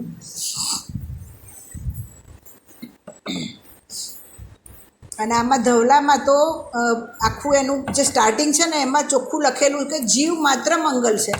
કેમ મંગલ કીધું? બધા જીવોને, એક જીવોને મંગલ કીધા. કેમ કીધા? કે આવી રીતે એનો સ્વભાવ, શક્તિ, અપેક્ષાએ દરેક જીવ પરમાત્મા છે અને એના માટે મંગલ છે. એટલે એક જીવ. અને આપણે બધા જીવોને કઈ દ્રષ્ટિથી જોઈએ? તો પહેલાં એ નક્કી કરવું. કારણ કે પોતે રાગી દ્વેષી છે તો બીજા જીવોને જોવાની દ્રષ્ટિ પણ એની કેવી છે? એવી દોષવાળી દ્રષ્ટિ છે. તો એ દ્રષ્ટિ છોડી દેવાની છે કે દરેક જીવો આવા પરમાત્મા રૂપે છે. તો પછી કોના માટે રાગ ને કોના માટે દ્વેષ? અને રાગ દ્વેષ કરે તો પણ ત્યાં બહારમાં તો તારું કંઈ ચાલતું જ નથી. અને દરેક જીવો શક્તિ અપેક્ષાએ સમાન છે તો કોને હું રાગ કરું ને કોને દ્વેષ કરું? બધા સરખા જ છે જીવો. તો રાગ દ્વેષ કરવાનું કોઈ કારણ પણ નથી મારી પાસે કે જેના માટે હું કોઈ જીવો માટે રાગ દ્વેષ કરું. થઈ જાય, સંસારમાં રહે છે તો એવું નથી કહેતી કે ના થાય, પણ થયા પછી બી તરત જીવ ત્યાંથી પાછો વળે. એને તરત યાદ આવે કે ના, આ શું કર્યું મેં? તરત જ ત્યાંથી પરિણામો પાછા વળી જાય. એ કશાયો લંબાય નહીં. આ સમજો તો તમારી પાછું હા હા, એ જ ઉપાય છે. બીજો કોઈ ઉપાય નથી પાછા વળવાનો. નહીંતર અંદર એ વખતે ના બોલે, અંદર વેર રૂપે રહે એ વસ્તુઓ કે હા મારો ટાઈમ આવશે ત્યારે હું જોઈ લઈશ. તો એ વેર રૂપે અંદર ભરાય બધી વસ્તુઓ. એટલે એ વખતે જ એનું પ્રતિક્રમણ, પ્રત્યાખ્યાનને આલોચના ત્યારે જ થઈ જવી જોઈએ. એવા પ્રસંગ તો જો સંસારમાં રહે છે તો દરેક જીવોને બનવાના છે. આમાં આવે છે ને રવિન્દ્રજીની સમતા સોળસીમાં, ક્ષણ ક્ષણ કશાયો કે પ્રસંગ હી બને જહાં, મોહી જનો કે સંગ में સુખ શાંતિ હો કહાં. કેવા પ્રસંગો બને છે? ક્ષણે ક્ષણે કશાયોના બનવાના જ છે. કારણ કે જે તું ઘરમાં રહી રહ્યો છે, શું કીધેલું કે ઘર શેનો અડ્ડો છે? પાપનો અડ્ડો છે. કે જ્યાં આગળ 5 ઇન્દ્રિયના વિષય ભોગવવા માટે બધી વ્યવસ્થા હોય એવો પાપનો અડ્ડો છે. તો ત્યાં આગળ કશાયના પરિણામ નહીં થશે તો કયા થશે? એ જ થવાના છે પરિણામો. અને મોહીજનોની જોડે રહીશ તો શું થવાનું છે? આ જ થવાનું છે. પણ થઈ જાય પછી તરત જ ત્યાંથી પાછા વળો. જે મિનિટે કશાય થયો બીજી જ મિનિટે ત્યાંથી પાછા વળવાની ભાવના કે નહીં, આ શું કર્યું? આ તો મારું કામ હતું જ નહીં. મારો તો સ્વભાવ શું હતો? જાણવાનો હતો. અને એ જે થઈ ગયું પછી બી પસ્તાવામાં એ જ આવવું જોઈએ કે થયું એનો બી હું તો કોણ હતો? હું તો જાણનાર હતો. એ કશાય રૂપે પરિણામ્યો એ પણ હું નહોતો. એક સમયની પર્યાયમાં એવો દોષ થઈ ગયો મારાથી, પણ છતાં પણ એ ટાઈમે પણ હું તો કેવો છું? તો હું તો જ્ઞાતા દ્રષ્ટા જ છું, હું તો જાણનાર જ છું. એ નક્કી કરવાનું છે. હા હા, જેટલા ભાવો આવે ને જાય એ મારા નહીં. અચલજી કહેતા હતા ને કાયમ, આવે સો આવન હારા, જાવે સો જાવન હારા. હમકો તો કુછ નહીં મતલબ, મેં તો હું જાણનાર, હું તો જાણનાર છું. તો ભલે એ ભાવો આવે છે ને જતા રહે છે. એ આવવાના એ બી નક્કી છે, એની ક્રમબદ્ધ પર્યાયમાં એ સમયે એ ભાવો આવવાની યોગ્યતા હતી. એ ભાવો આવ્યા અને આવીને જતા પણ રહ્યા, જવાની પણ યોગ્યતા હતી તો જતા રહ્યા. અને હું તો એ વખતે કોણ હતો? તો હું તો એનો જાણનાર હતો. હું એ રૂપે પરિણમનાર હતો જ નહીં. એ રૂપે પરિણમી જાઉં તો હું કેવો થઈ જાઉં? રાગી, દ્વેષી, ક્રોધી થઈ જાઉં. હંમેશા રહે છે. કષાયનું સ્વરૂપ પણ કેવું છે કે એક અંતર્મુહૂર્તથી વધારે ટાઈમ કોઈ પણ કષાય ટકે નહીં. એ કષાયનું સ્વરૂપ છે. તો તું બુદ્ધિપૂર્વક એને પકડી રાખવા માગીશ ને તો બી નહીં ટકે એ કષાયો.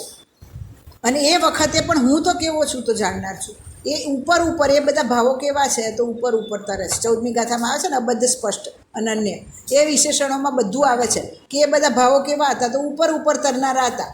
અને સ્વભાવ તો કેવો હતો? તો એવો ને એવો નિરાકુળ સ્વભાવ જે છે એ એવો ને એવો જ છે. સર્વજ્ઞ પરમાત્માએ ઇન્દ્રોની ઉપસ્થિતિમાં ફરમાવ્યું કે ભાઈ, અમે તને સિદ્ધ સમાન જોઈએ છે, તું પણ એમ જોતા શીખ ને. પહેલાં તો ગુરુદેવ શ્રી કોની મહિમા કરશે? સર્વજ્ઞ પરમાત્માની. કઈ રીતે કરશે? કે 100 ઇન્દ્રોની ઉપસ્થિતિમાં. એ કોની મહિમા કરી? કે તને સર્વજ્ઞ સ્વભાવની મહિમા આવે કે સર્વજ્ઞ ભગવાન કેવા છે કે જેને 100 ઇન્દ્રો નમે છે. તો એવા સર્વજ્ઞ ભગવાનની મહિમા કરે છે. અને એમણે શું કીધું? તો તને એમણે કીધું એની પણ મહિમા આવશે. 12માં પણ કોઈ વિદ્વાન કે આપણને એ વસ્તુની મહિમા આવે છે ને કે ભાઈ કોણ છે? તો વિદ્વાન છે, એમણે કીધું છે તો એ વસ્તુ સાચી છે. કે જીનવાણીમાં જે આવ્યું છે એ વાતે કહી રહ્યા છે. તો અહીંયા આગળ તો કોણ કહે છે? 3 લોકના નાથ સર્વજ્ઞ ભગવાન કહે છે. અને એમનું કેવું પદ છે કે 100 ઇન્દ્રો એમને નમે છે, એવું પદ છે. અને એમણે આવું ફરમાવ્યું મને કે અમે તો તને સિદ્ધ સમાન જ જોઈએ છે. અમે તને કોઈ દિવસ રાગી, દ્વેષી, પર્યાય દ્રષ્ટિથી જોતા જ નથી. તો તું પણ એવું શીખી જા કે હું પણ આવો જ છું ને બધા જીવો પણ આવા જ છે. 3 લોકનો નાથ, અતિન્દ્રિય આનંદ મૂર્તિ, દર્શન, જ્ઞાન ને ચારિત્રથી પૂર્ણાનંદને પામે એવો આ આત્મા એને હાડ માંસના શરીરમાં રહેવું પડે, જન્મ મરણ કરવા પડે, એ કલંક છે. શું કીધું? સ્વરૂપ કેવું છે? શક્તિ કેવી છે? તો 3 લોકનો નાથ બને, ત્રિલોક પૂજ્ય બને એવી શક્તિ છે. અને આ ઇન્દ્રિયોથી જે આનંદ આવે છે એવો નહીં, અતિન્દ્રિય સ્વભાવ છે. ઇન્દ્રિયોનું તો કેવું જ્ઞાન છે? તો ખંડ છે, કન્ડિશનલ છે. કે દ્રવ્ય, ક્ષેત્ર, કાળ, ભાવની મર્યાદાપૂર્વક એ જ્ઞાન છે બધું એનું. કે એનું જે આપણને સુખ લાગી રહ્યું છે એ સુખ પણ કેવું છે? તો ક્ષણિક છે. હકીકતમાં તો સુખ છે જ નહીં, સુખાભાસ છે. પણ ત્યાં આગળ શું થયું? તો ઈચ્છા થઈ જીવને, અને એની ઈચ્છા પૂર્તિ થઈ, એ કષાયના અંશ ડાઉન થયા એટલે એને શું લાગ્યું? કે સુખ લાગ્યું. સુખાભાસ રૂપ સુખ. અને એ પણ કેવું? ક્ષણિક, ટકવાવાળું નથી. પ્લસ જ્યારે ઈચ્છા થઈ ત્યારે એ વસ્તુ ભોગવવા નથી મળતી. જ્યારે ભોગવવાનો ભાવ છે ત્યારે એ વસ્તુ નથી. તો એ તો ભલે એટલી ઉપયોગની સૂક્ષ્મતા છે કે ફટાફટ ઉપયોગ જીવનો ફરે છે. અને એટલે એને સમજમાં નથી આવતું કે હા મેં હમણાં ઈચ્છા કરી અને ઘરે જઈને એ વ્યંજન મને મળી ગયું. પણ ઈચ્છા તો તે હમણાં કરેલી ને પછી તો કેટલા સમય નીકળી ગયા, ત્યારે તો બધું બન્યું અને ત્યારે તેને ભોગવ્યું. અને ભોગવવું એ બી શું છે? કહેવા માત્ર છે. ખરેખર તો જીવ દાળ ભાત શાક રોટલાને ભોગવતો જ નથી. એ ક્યાં આગળ આવે છે બધું? એ પોતે નક્કી કરવાનું છે કે આ શું થઈ રહી છે, કઈ ક્રિયા થઈ રહી છે. તો જળ પૂતગલની ક્રિયા થઈ રહી છે. અને હું તો એ વખતે પણ એનો જાણનાર હતો. એ નક્કી કરવાનું છે. અને આ જીવ શું માને છે? હું તો એને ભોગવી શકું છું. પણ જેને કરતા બને એનો ભોગતા હોય જીવ. અને કર્તાની વ્યાખ્યા શું છે? જે સ્વયં કાર્યરૂપે પરિણમે એનું નામ કરતા. તો કાર્યરૂપે કોણ પરિણમે છે એ વખતે એ નક્કી કરો. અને એ જે કરતા હોય એ જ ભોગતા હોય એનો. તો જો હું કરતા નથી તો ભોગતા ક્યાંથી થયો હું એનો? એટલે ત્યાં એ રીતે લોજિકથી એક વસ્તુ નક્કી કરો કે હું તો જ્ઞાતા દ્રષ્ટા છું તો કઈ રીતે છું. બધાને જેને કીધેલું લખીને આવવાનું, બધા હવે જે લખ્યું હોય ને એક વિશેષણ ઉપર નક્કી કરો કે શુદ્ધ છું તો કઈ રીતે છું, અતિન્દ્રિય છું તો કઈ રીતે છું. સામે ઇન્દ્રિયનું સુખ ઊભું કરો કે ઇન્દ્રિયનું સુખ કેવું છે અને મારું સુખ કેવું છે. બંનેની વચ્ચે ડિસ્ટિંગ્વિશ કરો, તફાવત પાડો બંનેની વચ્ચે કે આ કેવું છે ને આ કેવું છે. અશુદ્ધ છું તો કઈ રીતે છું, શુદ્ધ છું તો કઈ રીતે છું, જ્ઞાન દર્શનમય છું તો કઈ રીતે છું. એવી રીતે તમે લખીને આવ્યા ને, તો હવે એ વિશેષણો ઉપર સામે એનું લખો કે એ કઈ રીતે છે એ લખો. કારણ કે આપણે લખીને મોઢે નથી કરવા સુધી રહેવાનું, પણ એનું ભાવભાષણ સુધી આવવાનું છે કે એનું ભાવભાષણ શું છે. તો પોતાના સ્વભાવની મહિમા આવશે કે હું આવો શુદ્ધ છું. અશુદ્ધતા ક્યાં છે? તો અશુદ્ધતા 12 સંયોગમાં છે. અને અશુદ્ધતા કોના સંયોગે આવી? તો પરદ્રવ્યના સંયોગે આવી છે. અને હું મારું પોતાનું લક્ષ્ય કરીશ તો એ અશુદ્ધતા ટળી જવાની છે પર્યાયમાંથી. આવી રીતે બધા પડખાથી વિચાર કરો, નિમિત્તની ઓરથી, ઉપાદાનની ઓરથી, નિશ્ચયથી, વ્યવહારથી, એવી રીતે બધા પડખાથી વિચાર કરો. અને પહેલાં એ બધું માઇન્ડમાં ક્લિયર હોવું જોઈએ. ઉપાદાન કારણ કોને કહેવાય, નિમિત્ત કારણ કોને કહેવાય, નિશ્ચય શું છે, વ્યવહાર શું છે, એ બધું ક્લિયર હોવું જોઈએ. અને એટલે મારી ભાવના હતી કે સિદ્ધાંત પ્રવેશિકાના 5 પ્રશ્ન બી રોજ પહેલેથી બધા ચાલુ કરો તો તમને એ બધું બેઝિક ક્લિયર થશે. અત્યારે મોટું બધાને સમજમાં આવે છે, એવું નથી કહેતી કે નથી સમજમાં આવતું, પણ પેલું શું થશે, તમને બેઝિક ક્લિયર હશે ને તો આ બધું વધારે તમને ભાવો તમારા વધારે એ થશે. અને એટલે તમને એમાં આનંદ વધારે આવશે. ભેદ જ્ઞાન થશે ને તો તમને એ વસ્તુ, કોઈ વસ્તુ આપણને સમજમાં આવે તો એનો આનંદ કેવો હોય છે, અને સમજમાં નથી આવતી તો શું થાય છે કે આ કાનથી સાંભળું ના કાનથી બહાર, કારણ કે એ મગજમાં રહે જ નહીં. સમજમાં નથી આવ્યું તે રહેશે બી નહીં, તે અટકશે પણ નહીં. એટલે પહેલેથી આવી રીતે જેના ઘરે ટાઈમ મળતો હોય, કારણ કે અહીંયા તો 1 કલાકમાં એટલો ટાઈમ રહેતો જ નથી. કાં તો અઠવાડિયામાં 2 દિવસ કરો, કાં તો 1 કલાક થોડો અડધો કલાક જેને ટાઈમ મળે વધારો, અથવા તો ઘરે પોતપોતાની રીતે કરો બધા. પણ સિદ્ધાંત પ્રવેશિકા કઈ આપણે જે ભણેલા નાની એ નહીં, જે કૈલાસચંદજીના જૂના ભાગ હતા ને સિદ્ધાંત પ્રવેશિકાના, એમાં ઘણું બધું ક્લેરિફિકેશન છે. તો તમારા કેટલા બધા ક્વેશ્ચનો તો ત્યાં જ તમારે એ થઈ જશે, સમાધાન તરત જ તમને મળી જશે. તો એમાંથી તમે લાઈનથી ચાલુ કરો વાંચવાનું ઘરેથી. કૈલાસચંદજી પંડિતના જૂના ભાગ હતા સિદ્ધાંત પ્રવેશિકાના. હા, નાની તો આપણે ભણ્યા હતા, અને મોટી આપણે પરીક્ષા આપી છે, મને ખબર છે. હા, જૈન સિદ્ધાંત પ્રવેશિકા બધાને આપેલી. વ્હાઇટ કલરનું એનું ફ્રન્ટ પેજ હતું અને બ્લુ કલરનું બાઇન્ડિંગ હતું, મને ખબર છે. પણ હું એની પણ જો એ હોય તો એ વાંચો, નહીંતર હું જે કહી રહી છું એ બીજું છે. આના તો 7 ભાગ છે કૈલાસચંદજી પંડિતના જૂના સિદ્ધાંત પ્રવેશિકાના. તો એમાં ઘણી જ આ બધી વસ્તુઓ ક્લેરિફાય કરેલી છે, એક વસ્તુઓ. તો એ વાંચશો ને તમે રોજના. આપણે એક્ઝામ નથી લેવી, એક્ઝામ આપવી બી નથી, પણ ખાલી પોતાના નોલેજ માટે કે સમજણ વધારે પડે આપણને, એના માટે એના રોજ 5 પ્રશ્નો કરો. અને એવું હોય તો કરવાની બધાની ઈચ્છા હોય તો હું ફોનમાં વોટ્સએપમાં ફોટો પાડીને બધાને મોકલી દઈશ. મારી પાસે તો છે એ ભાગ, તો હું ફોટો પાડીને મોકલી દઈશ. જેને કરવાની ભાવના હોય ઘરે પોતાની જાતે. હા, PDF હવે આ બધાને ટાઈમ, કારણ કે આટલી 7 ભાગના બધા ફોટા પાડીને PDF કરવું પડે ને, એટલે હવે હા, કારણ કે બધા એક પેજના ફોટા પાડે ત્યારે PDF બને ને. 7 ભાગ છે એવા. એટલે હું જોઈશ, કાં તો આ લોકોને, કારણ કે મને નથી આવડતું PDF, કાં તો જેને આવડતું એનું આપી દઉં, તમે લોકો કરી આપો PDF. મને નથી આવડતું. તો બધા ઘરે એવી રીતે 5, જેને જેટલું યાદ બી ના રહે તો કંઈ વાંધો નથી, પણ સમજણ માટે કે તમને સમજણ પડશે, એનાથી વધારે ક્લેરિફાય થશે એ વસ્તુઓ તમને, એના માટે છે.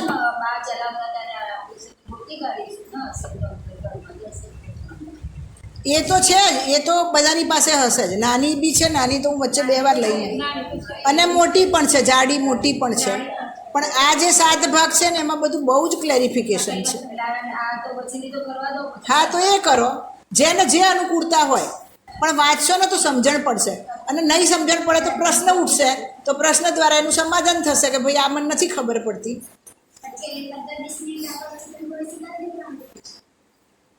પણ હવે અહીંયા તો ટાઈમ જ નથી રહેતો. જો બધા આવે છે 2:45 બધા આવે છે, અને 3:45 હું પૂરું કરું, પછી એક ભક્તિ લઈએ એટલે ટાઈમ.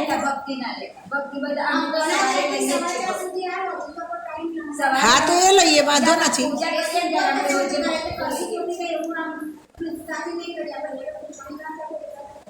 હા, બરાબર છે.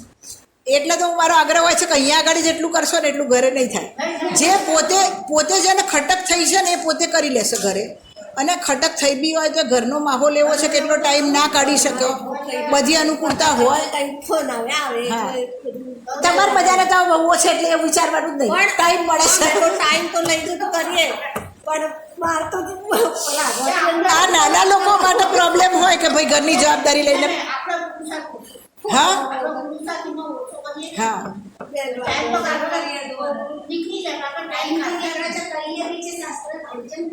હા. એટલે જ મેં કીધું ને કે પહેલાં તો બધા વિશેષણો પોતાનો વૈભવ લખો, અને એનો ભાવભાષણની ઓરથી લખો. કે એના શું ભાવ છે એ લખો ખાલી. હા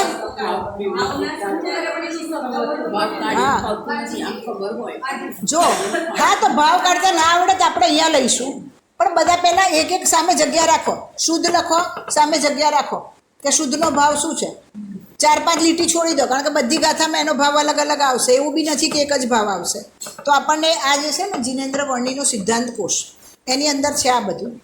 પણ હવે એ તો ક્યારે વાંચશો મને નથી ખબર, હું પોતે જ નથી એટલો ટાઈમ નથી કાઢી શકતી કે બધું વાંચું. બહુ ઝીણી રાઇટિંગ છે અને ઘણા બધા એના પેજીસ એક એક આવા તો કેટલા બધા ભાગ છે એના. હું તો એક જ લઈ ગઈ હતી ઘરે, તો એની અંદર બી બધું છે, પણ એટલો ટાઈમ કાઢવો પડે. 12મા લૌકિકમાં એક્ઝામ હોય તો રાતે જાગીએ છે કે નથી જાગતા. પછી છેલ્લો ઓપ્શન એ છે કે રાતે જાગીને કરો. જેને મરી પછીને પણ આ કામ કરવું જ છે તો પછી એ ટાઈમ તો છે જ. રાતના કોણ તમને રોકવાનું છે કે ના ચલો રાતના? મારા ખ્યાલે તો બધાના ઘરમાં ચોવિયાર હોય તો રાતે ચોવિયારના ટાઈમ સુધીમાં તો બધું કિચન પતી જતું હોય. પછી કયો ટાઈમ હોય એક્સ્ટ્રા? અને હવે જેના છોકરાઓ બી મોટા થઈ ગયા એને ક્યાં ભણાવવાના છે કે તમારે બીજી કોઈ જવાબદારી બી હોય, એવી બધી ના હોય ને. તો આ બધું કામ કરવાનું એ ટાઈમમાં, કારણ કે જેટલું તમે વધારે વાંચશો ને એટલું તમને ભાવભાષણ ક્લિયર થશે એ વસ્તુઓ માઇન્ડમાં. કોન્સેપ્ટ હોવા જોઈએ તમારી પાસે કે એની ઉપર તમે વિચારી શકો. તો માઇન્ડમાં કોન્સેપ્ટ જ ના હોય તો તમે શું વિચારો એની ઉપર? એટલે એવી રીતે એક એક વસ્તુ એક એક વિશેષણ લખો અને એની સામે એનો ભાવભાષણની અર્થી લખીને આવો. પછી હું અહીંયા આગળ તમને એનો અર્થ બતાવીશ કે જોઈ લો તમે જે કર્યું છે અને જે શાસ્ત્રમાં છે બંને ટેલી કરો કે હા હું બરાબર સમજી રહ્યો છું કે મારી ભૂલ થઈ રહી છે. તો એનો મહિમા આવશે તમને એ વસ્તુઓનો, બાકી એમને મહિમા નહીં આવે. અમારી પાઠશાળા તો મારા ખ્યાલે 20 વર્ષથી ચાલુ છે, બરાબર છે ને? આટલું બધું પરીક્ષાઓ આપી, આટલો સ્વાધ્યાય બી કર્યો, તો બી કેટલા તૈયારી થઈ આપણી, કેટલી મહિમા આવી રહી છે આ વસ્તુની. હા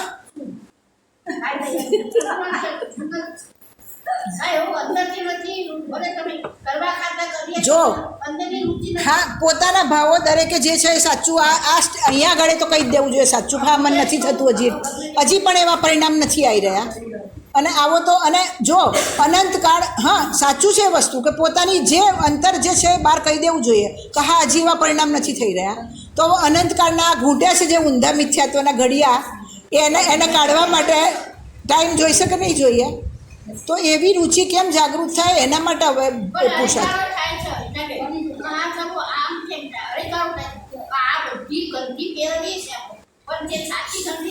આમાં પેલા બોલ છે ને જે એમાં આવે છે, અરે તને રુદન પણ ના આવે કે મને મારો વિરહ. કેમ એવું કોઈ દિવસ અંદરથી આપણને એવા પરિણામો નથી થતા કે આ હું ક્યાં જઈશ, અહીંથી આગલી પર્યાયમાં શું થશે? બોલ શૈલેષભાઈ જે બોલ આપે છે ને એમાં છે આ બોલ.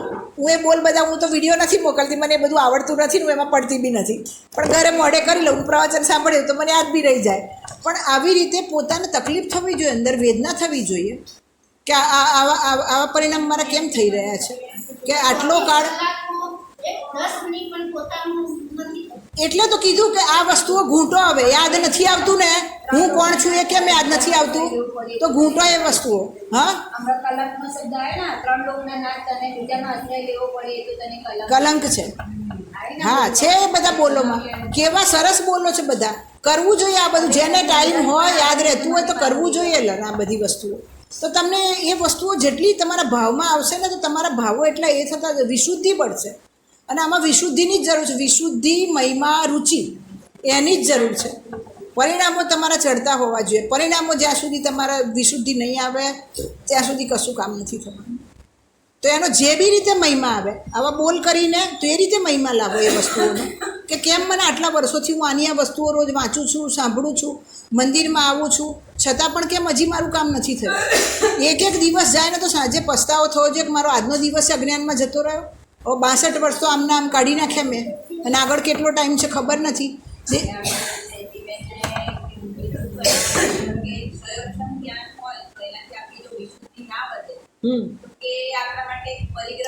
હા ઘાતક છે એ વસ્તુ.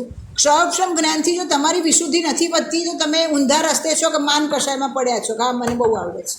વિશુદ્ધિ વધવી જોઈએ, કારણ કે આ બધાનું ફળ તો શું આવવું જોઈએ કે એવી મહિમા, રુચિ, પોતાના સ્વભાવની વિશુદ્ધિ એ આવવું જોઈએ. એ નથી આવી રહ્યું તો નક્કી કરો પોતાની જાતે, કોઈને કહેવા જવાની જરૂર નથી હું કયા રસ્તે જઈ રહ્યો છું, એ નક્કી કરો. અને પોતાના પરિણામો જ કીધું કે પોતાના પરિણામોના વોચમેન બની જાઓ કે એ નક્કી કરો કે મારા પરિણામો કઈ બાજુ જઈ રહ્યા છે, તરત ત્યાંથી ખસો. ભૂલ થઈ રહી છે, પરિણામો ખોટા રસ્તે થઈ રહ્યા છે, તો હવે નહીં.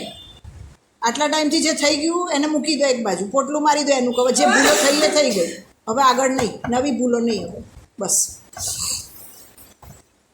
કારણ કે પોતે જ વિચાર કરવાનો દરેકે કે દિવસમાં કેટલી વાર મને યાદ આવે હું પરમાત્મા છું, હું આત્મા છું, હું આવો જ્ઞાતા દ્રષ્ટા છું, હું જાણનાર છું, કેટલી વાર યાદ આવે છે.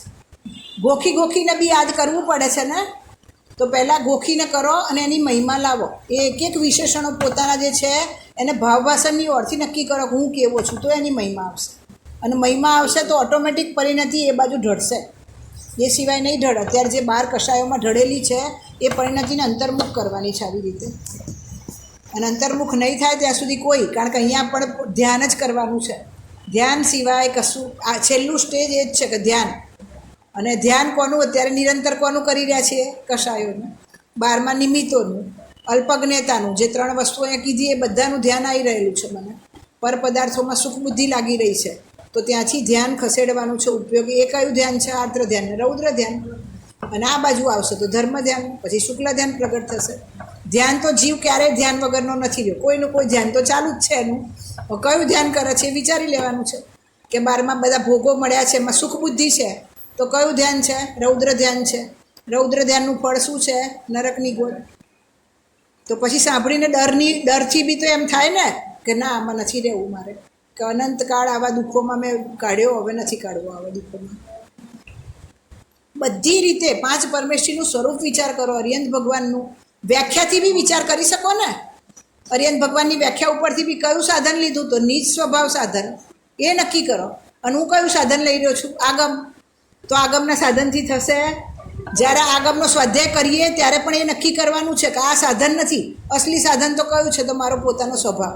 કે જે આગમને કેમ કીધા? આગમને ચક્ષુ કીધા. કેમ કીધા? કે એ મને બતાવે છે કે મારું સ્વરૂપ કેવું છે, એ મને બતાવે છે. તો એમાંથી જોઈને મારે મારું સ્વરૂપ નક્કી કરવાનું હતું, અને મેં શું કર્યું? તો આમાં જ લાગી ગયો. એટલે ક્યાંય અટકવાનું નથી. રસ્તો એવો છે, પેલી તલવારની ધાર ઉપર ચાલવા જેવો છે રસ્તો, કે આમે નથી અટકવાનું ને આમે નથી અટકવાનું. પણ આગમથી પોતાનું સ્વરૂપ નક્કી કરવાનું છે કે હું તો આવો જ છું. બસ એ નક્કી કર્યું એકવાર, પછી કામ થઈ જાય. સહેલું લાગે એ વસ્તુ, એની આદત નથી એટલે અઘરું લાગી રહ્યું છે. બાકી તો આમાં આવે છે ને, દુર્લભ હે સંસાર મેં એક જથારત જ્ઞાન. પણ એ જ્ઞાન પોતાની વસ્તુ છે, અને પોતાને કેમ નથી લાગતું કે હું આવો જ્ઞાન સ્વરૂપી છું? તો કેમ કે મોહના ઉદયથી 12મા જીવ આવી રીતે બધે એકત્વ બુદ્ધિ કરીને બેઠેલો છે. ત્યાંથી ખસેડવાનું છે પોતાની જાતને. કેટલા વાગ્યા? હવે આજ તો સિદ્ધાંત પ્રવેશિકા લાવી નથી હું, એવું વસ્તુ નેક્સ્ટ ટાઈમથી આપણે સિદ્ધાંત પ્રવેશિકા લઈશું. પહેલાં નાની લઈએ, પછી નાની પતે, પછી મોટી લઈએ, પછી ક્રમમાં જ્યારે બી પેલા બધાને પેલી જો એમાંથી લેવું હોય તો એમાંથી બી લઈ શકાશે. હા, તો એમાંથી બી લઈ શકાશે, પણ પેલું બધાને સીધું હાર્ડ પડશે. એટલે પહેલાં નાની સિદ્ધાંત પ્રવેશિકાથી જેની પાસે હોય ઘરે એ લઈ આવજો. તો એના 5-5 પ્રશ્નો આપણે લઈશું. જેને ઈચ્છા હોય મોઢે કરવાના, ના ઈચ્છા હોય તો કોઈ કમ્પલસરી નથી. હા છે, હું દર વખત લાવતી હતી, આજ ના લાવી, મૂકી હતી ઘરે. મેં કીધું લેવાતી નથી એટલે હું મૂકી હતી ઘરે. ના, પીડીએફમાં મને આંખો ખેંચાય છે. ના, સારું છે.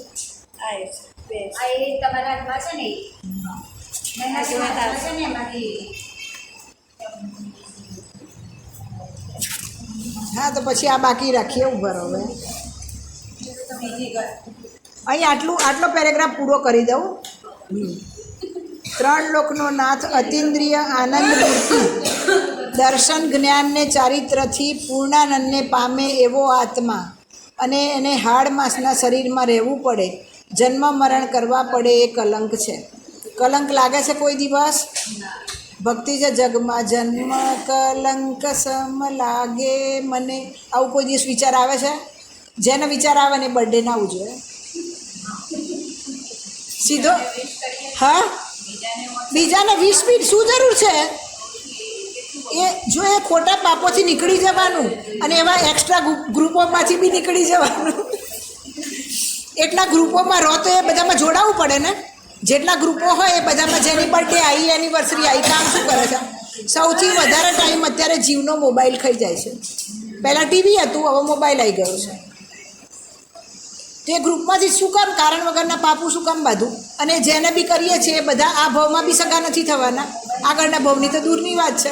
અને એના માટે હું કેટલા પાપોને ઢેર કરું છું એ દેખાય છે. અનુમોદના કરો એટલે કેટલા પાપો.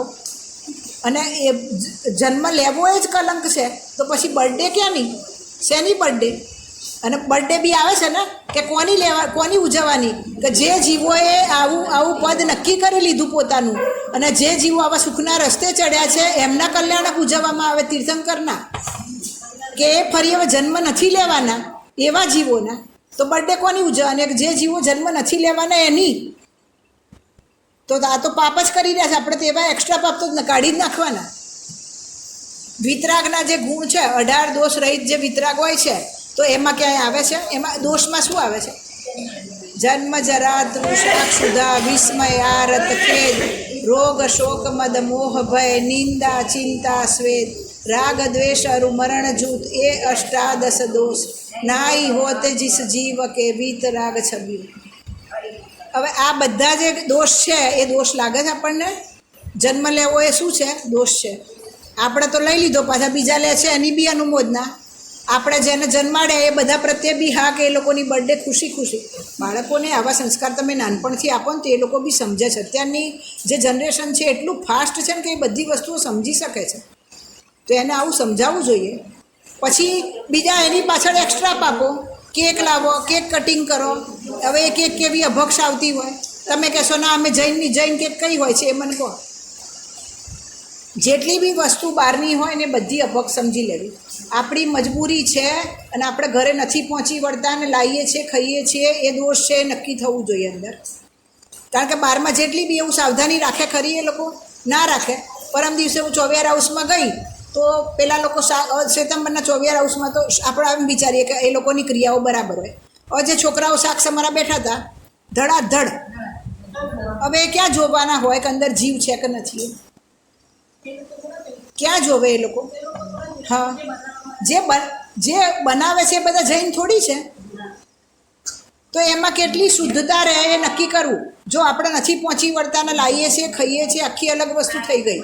પણ એ દોષ છે, એનો પહેલાં દોષ તો માનો કે આ દોષ છે, કે આ મારાથી નથી થતું, કે મારો પ્રમાદ છે કે હું નથી પહોંચી વળતી. પણ એ વસ્તુઓ દોષને દોષ રીતે તો એકવાર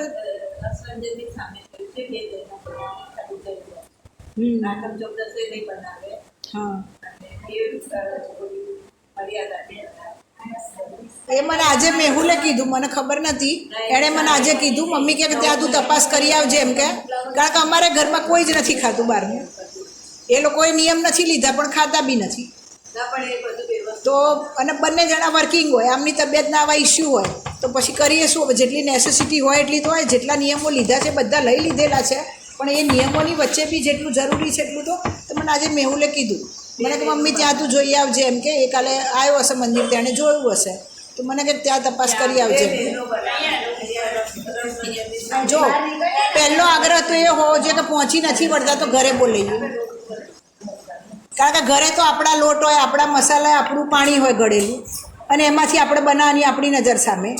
તો પહેલો ઓપ્શન તો એ જ છે કે ભાઈ પહોંચી નથી વળતા તો ઘરે બોલાવીએ. અને ઘરે કોઈ નથી મળતું તો પછી આ ઓપ્શન છે. લેવા લાવવાની બધી એક વ્યવસ્થા આપવા નથી આવતા, મને ખબર છે. હા, એટલે પહેલી વ્યવસ્થા એ હોવી જોઈએ કે ઘરે જો કોઈ આવી રહ્યું છે તો આપણા લોટ મસાલા બધાની વચ્ચે બનાવી રહ્યા છીએ તો ખબર છે કે બધું પ્રોપર છે. હા, અમારે આવતી જ નથી. જોવાની તો કાંઈ અમે કોથમીર નથી ખાતી, અને અમે આ ચોમાસાના 4 મહિના નથી ખાતા. બાકી પછી મોટા પત્તાની હોય તો લાવીએ છીએ ક્યારેક, પણ લિમિટેડ, બહુ ઓછી. જેટલી તમારી મર્યાદાઓ બાંધશો ને એટલી તમારી બધી જ ઓટોમેટિક ઓછું થઈ જશે. એટલું લાવવાનું, એટલું સમારવાનું, એટલું સાફ કરવાનું, બધા પાપથી બચી જશો. અને હા, અને એટલો ટાઈમ તમારો બચશે તો એ ટાઈમ આમાં લાગશે. એટલે પહેલાં તો પોતાની વસ્તુઓ મર્યાદામાં લાવી દો. હા, કે જેટલું, અને રસના ઇન્દ્રિય તો તમે જેટલી ખોલશો ને એટલું એમાં એ રહેવાનું જ છે, વધવાની જ છે. કારણ કે એ બધું કેવું શાક જેવું છે કે જેટલું તેલ ઓમો એટલી વધારે ભડકવાની છે જ્વાળાઓ. એ રીતે જેટલી ઈચ્છાઓ પૂરી કરશો એટલી ભડકવાની છે ઓર. પણ આ બધી તમે મર્યાદાઓમાં થોડુંક હશો ને તો ઓટોમેટિક. હા આપણી ઈચ્છાઓ પૂરી નથી થતી. 24 કલાકમાં આપણી ઈચ્છા એક પણ ઈચ્છા ચાલુ બરાબર છે.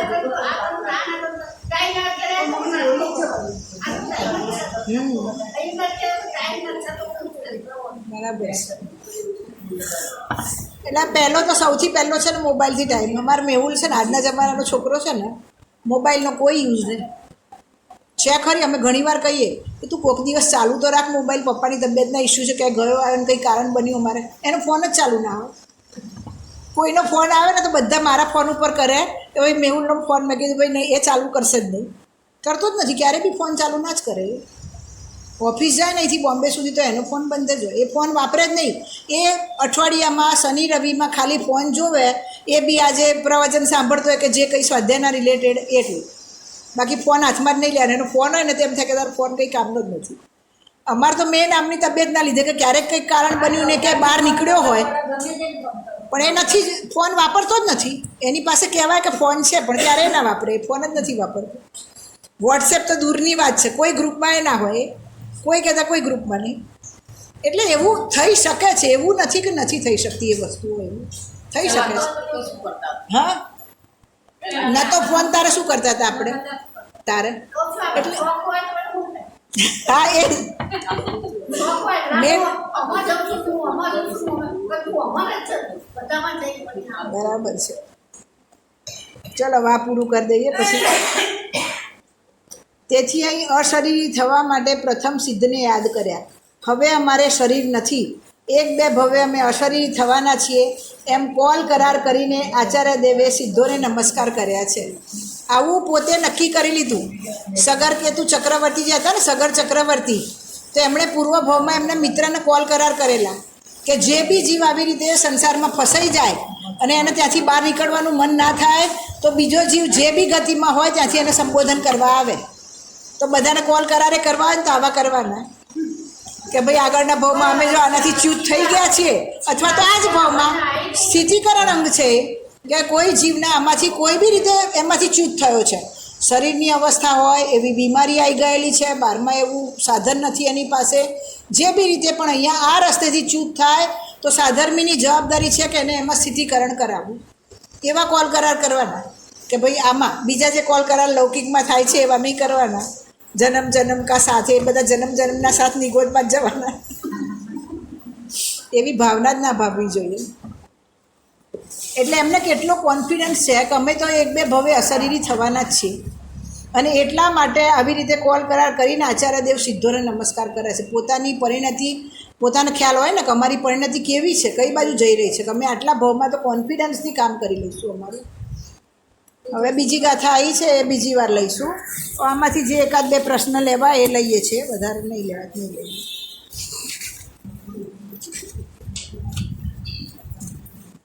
જો પહેલો અધ્યાય દ્રવ્ય કોને કહે છે, બધાને મારા ખ્યાલે આવડતા હશે, બોલો. હવે અહીંયા ગુણો કયા નક્કી કરવાના? પોતાના. મારામાં કયા ગુણો છે, અને એ ખાલી ગુણો ઉપર વિચારશો ને, 47 શક્તિ અનંત તો જવા દો, 47 શક્તિ ઉપર પણ વિચાર કરશો ને તો કેટલો ટાઈમ જોઈએ? ઘણો બધો. વિચારવા માટે ઉપયોગને કોઈ એ નથી બાધા. સ્પેસ છે જ ઉપયોગમાં કે તમે આ નહીં વિચારો તો બીજું કંઈ પાપના કામો વિચારવાના છો. તો એના કરતાં આ વિચારો કે મારામાં કેવા ગુણો છે. 6 સામાન્ય ગુણોની વ્યાખ્યા આવડે તો એ વિચારો કે 6 સામાન્ય ગુણો છે, તો એ બધા ગુણો 6 દ્રવ્યમાં, તો મારામાં પણ છે કે નહીં? હું પણ એક દ્રવ્ય છું ને, તો મારામાં એ ગુણો છે. તો એ ગુણો ઉપર વિચાર કરો, કેવા કેવા ગુણો છે મારા, એની ઉપર વિચાર કરો. 47 શક્તિ ઉપર, શક્તિના ખાલી નામ નહીં, એક એક શક્તિ ઉપર. જીવત્વ શક્તિ કોને કહેવાય, ચિત્તી શક્તિ કોને કહેવાય, દ્રષ્ટિ શક્તિ કોને કહેવાય, એ રીતે નક્કી કરો પોતાના ભાવમાં. બધા જેને જે બી થાય, આમાંથી કીધું ને કોઈ વસ્તુ કમ્પલસરી નથી. જેને ભાવનો ભય લાગ્યો હોય એ આ કામ કરવા ચાલુ કરી દે કે હવે મારા અનંત સંસારમાં નથી રખડવું. ગુણોના સમૂહને દ્રવ્ય કહે છે. બીજી એક દ્રવ્યની એ વ્યાખ્યા પણ છે કે દ્રવ્ય એને કહેવાય કે જેને પોતાનું સુખ ઉત્પન્ન કરવા માટે કોઈ પર પદાર્થની જરૂર નથી. એ ભાવ વાસનની ઓરથી આધ્યાત્મિક વ્યાખ્યા છે દ્રવ્યની. કે મારે મારું સુખ પ્રગટ કરવા માટે કોઈ પરદ્રવ્યની કે કોઈ પર પદાર્થની જરૂર નથી. કેમ? કારણ કે મારા અનંત ગુણો મારામાં જ છે અને મારું સુખ મારામાં જ ભરેલું છે અને હું પોતે પુરુષાર્થ કરીને એનું લક્ષ્ય કરીશ તો એમાંથી એ ગુણો પ્રગટ થશે. એટલા માટે મારે કોઈ પરદ્રવ્યની જરૂર નથી મારું સુખ પ્રગટ કરવા માટે. તો પોતાની મહિમા આવશે કે હું તો આવો શક્તિવાન મહિમાવાન પદાર્થ છું. ગુણ કોને કહે છે? તો દ્રવ્યના પૂરા ભાગમાં અને તેની સર્વ અવસ્થામાં રહે તેને ગુણ કહે છે. તો નક્કી કરો કે દ્રવ્યના પૂરા ભાગમાં અસ્તિત્વ ગુણ, તો એના પૂરા ભાગમાં તો મારા દ્રવ્યમાં અસ્તિત્વ ગુણ હું છું, હયાતીવાળું તત્વ છું. તો એ અસ્તિત્વ ગુણ મારા પૂરા ભાગમાં છે કે નહીં? તો છે. અને એની સર્વ હાલતોમાં, સર્વ હાલત એટલે શું? નિગોદથી માંડીને સિદ્ધ સુધીની બધી દશાઓમાં મારામાં અસ્તિત્વ ગુણ છે કે નહીં? છે. તો હું ક્યાંય ને ક્યાંય તો રહીશ કે નહીં રહું? રહીશ. તો મરણ ભય નીકળી જાય કે ના નીકળી જાય? 7 પ્રકારના ભય નીકળી જાય કે નહીં? અહીંયા નિરંતર ડર રહે છે ને, કોરોના ના થઈ જાય, આ રોગ ના થઈ જાય, પેલો રોગ ના થઈ જાય. ઘરમાં ફર્સ્ટ એડ બોક્સમાં કેટલી દવાઓ રેડી હોય છે કે કંઈ થાય તો તરત દવાઓ રેડી. એ બચાવશે નહીં તો પછી તો દુનિયામાં ડૉક્ટર જ ના મરવા જોઈએ સૌથી પહેલાં. એટલે નક્કી કરો આવી રીતે કે સર્વ હાલતોમાં આ બધા ગુણો રહેવાના મારા. તો હું અહીંથી કોઈ બી પર્યાયમાં જાઉં, મને શું દુઃખ છે? કદાચ એવું બને કે અહીંથી નરકનું આયુષ્ય બંધાયું છે અને હું નરકમાં બી જાઉં તો શું વાંધો છે? મારા તો બધા ગુણો બધી જ હાલતોમાં રહેવાના છે. તો હું ત્યાં જઈશ તો બી મારા ગુણોમાં કોઈ કમી નથી આવવાની. તો ગમે તે પર્યાયમાં જાઉં, ગમે તે દશામાં જાઉં, ગમે તેવા ભાવો આવે મને, છતાં પણ મારા ગુણો તો એવા ને એવા જ રહેવાના છે. એવું કોઈ બતાવ્યું કે કોઈ દ્રવ્યમાં કોઈ દોષ છે એવું બતાવ્યું? ના, બધામાં ગુણ જ છે ને. તો પછી મારામાં પણ બધા ગુણ જ છે. તો જે દોષ છે, 12મા દોષ દેખાઈ રહ્યો છે મારો કે બીજાનો, તો એ દોષ કેવા છે? તો ઉપરની પર્યાયમાં છે. અને એ દોષને એ પોતે જો નક્કી કરશે કે આ મારો દોષ છે તો સુધરી જશે. તો કોઈ જીવો જે આપણને દેખાઈ રહ્યા છે, રાગી છે, દ્વેષી છે, ક્રોધી છે, તો એ કેવા દોષ છે? તો ટેમ્પરરી છે. અને એ બધા સ્વભાવના લક્ષ્ય નીકળી જવાવાળા છે. કારણ કે ભગવાને કોઈ દ્રવ્યોમાં દોષ જોયા જ નથી, બધા દ્રવ્યોમાં ગુણો જ જોયેલા છે. ગુણના કેટલા ભેદ છે? તો 2, એક સામાન્ય અને એક વિશેષ. સામાન્ય હવે આગળ વ્યાખ્યા છે જ, જો કે સામાન્ય ગુણ કોને કહે છે? તો જે સર્વ દ્રવ્યોમાં વ્યાપે તેને સામાન્ય ગુણ કહે છે. જે 6 ગુણો છે, અસ્તિત્વ, વસ્તુત્વ, દ્રવ્યત્વ, પ્રમેયત્વ, અગુરુ લઘુત્વ અને પ્રદેશત્વ, એ ગુણો કેવા છે? તો બધા દ્રવ્યોમાં વ્યાપે છે અને એટલા માટે એ કેવા છે? તો સામાન્ય ગુણ છે. એટલે દરેક ગુણોનું વિચારવું કે કંઈ ઘરમાં તૂળફૂડ બી થઈ ગઈ તો શું વિચારવું કે એનું અસ્તિત્વ છે કે નહીં? પહેલાં એની કપ રૂપે, રકાબી રૂપે પર્યાય હતી, હવે એ કઈ રૂપે થઈ? માટી રૂપે, એના ચૂરા રૂપે થઈ ગઈ. પણ એના અનંત ગુણો તો એમાં છે કે નથી? છે. અને એની બધી તો એમાં શું થયું? કંઈ નહીં, એની અવસ્થા બદલાઈ. બસ આ અવસ્થા રૂપે હતી તો આ અવસ્થા થઈ. પછી આગળ આવશે કે એની જે અવસ્થાઓ છે એ કેમ બદલાઈ? તો દરેક દ્રવ્યમાં એવી રીતે પર્યાય છે કે જેનો સ્વભાવ શું છે? પરિણમનનો સ્વભાવ છે. તો એનું પરિણમન થયું તો એમાં શું નુકસાન થયું છે? તો કંઈ જ નુકસાન નથી થયું. એ દ્રવ્ય બી એ રૂપે છે, એના અનંત ગુણો પણ એમાં છે અને એની પરિણમનની અવસ્થા હતી તો પરિણમન થઈ ગયું. અને આ રૂપે અવસ્થા હતી તો આ રૂપે થઈ ગઈ. આ સાડી જૂની થઈ તો પહેલાં સારી હતી, ત્યારે એનું બધું બરાબર હતું, એ રીતે રહેવાની એની યોગ્યતા હતી. પછી જેમ જેમ એના જે ગુણો હતા એ આવી રીતે કલર એનો જુદો થઈ ગયો, કલર થોડો લાઇટ થઈ ગયો, ક્યાંયથી ફાટી ગઈ, તો એના ગુણોના દ્રવ્યો જે છે, દ્રવ્ય તો એવું ને એવું છે, એના ગુણો પણ એવા ને એવા છે. આ જળ હતું તો જળ રૂપે જ રહ્યું, એનું પરિણમન જળ રૂપે જ થયું, ચેતન રૂપે નથી થયું. અને એની જે પર્યાય હતી એ બદલાઈ ગઈ, નવા રૂપે હતી તો જૂના રૂપે થઈ, તો પછી કેટલું દુઃખ થાય?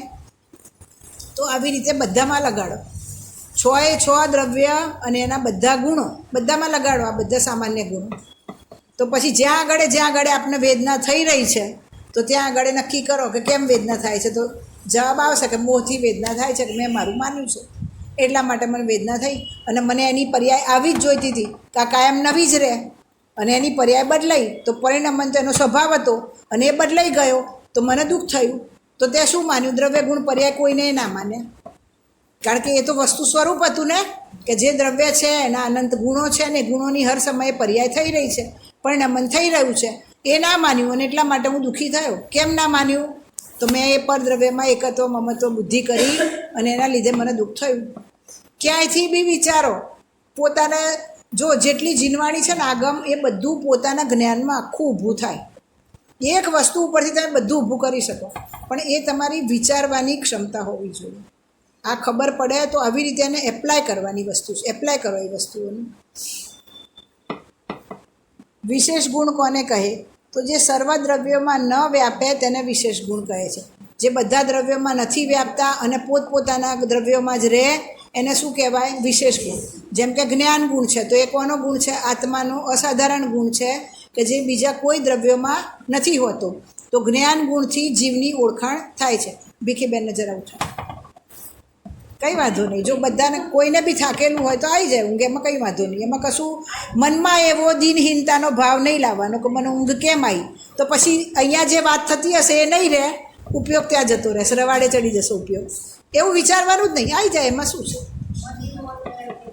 હા હા, આવી શકે છે ને, પણ એ વસ્તુને પછી વધારે નહીં લંબાવવાની, મૂકી દેવાનું, ત્યાંથી પતી ગયું, આવીને ગઈ. જો હવે જે વિશેષ ગુણો છે, તો આવી રીતે એક એક દ્રવ્યના 6 દ્રવ્યના વિશેષ ગુણો ઉપર વિચાર કરવાનો કે મારો આવી રીતે જ્ઞાન ગુણ અસાધારણ છે. એક જ્ઞાનની મુખ્યતાજી શાસ્ત્રમાં વધારે પડતા કથનો હોય છે. કેમ? કારણ કે જ્ઞાન ગુણથી જ આત્માને ઓળખાય છે, એટલા માટે જ્ઞાન ગુણની વિશેષતા વધારે છે અને એ મારો વિશેષ ગુણ છે. એનાથી હું બીજા બધા દ્રવ્યોથી જુદો પડી શકું છું. અને એ જ્ઞાન ગુણને લક્ષમાં લઈને જે જાણવું થઈ રહ્યું છે, એ જાણવું જ્યાંથી આવી રહ્યું છે એ હું છું, એવું નક્કી કરીને જીવ પોતાનું સંપર્યાયમાં સમ્યક દર્શન પોતાનું સુખ પ્રગટ કરી શકે છે.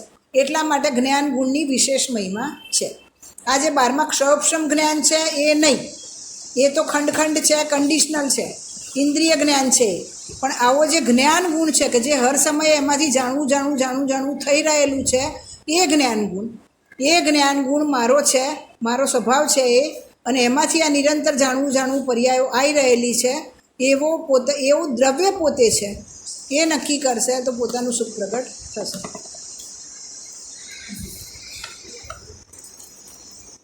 બસ હવે 5 પ્રશ્નો કરી લીધા છે. 4 વાગ્યા છે, હવે લેવું છે આગળ? શું કરવું છે? આ તો લઘુ સિદ્ધાંત પ્રવેશિકા,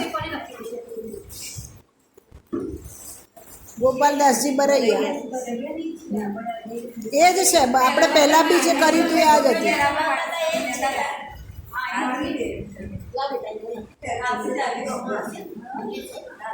ભક્તિ લેવી છે, શું કરવું છે? બધાને ટાઈમ હોય એ રીતે વિચારો, અને જેને ટાઈમ ના હોય તો ઘરે જતા રહો ઉઠીને. ભક્તિ લેવી હોય તો લો એક ભક્તિ, જેમ કરો.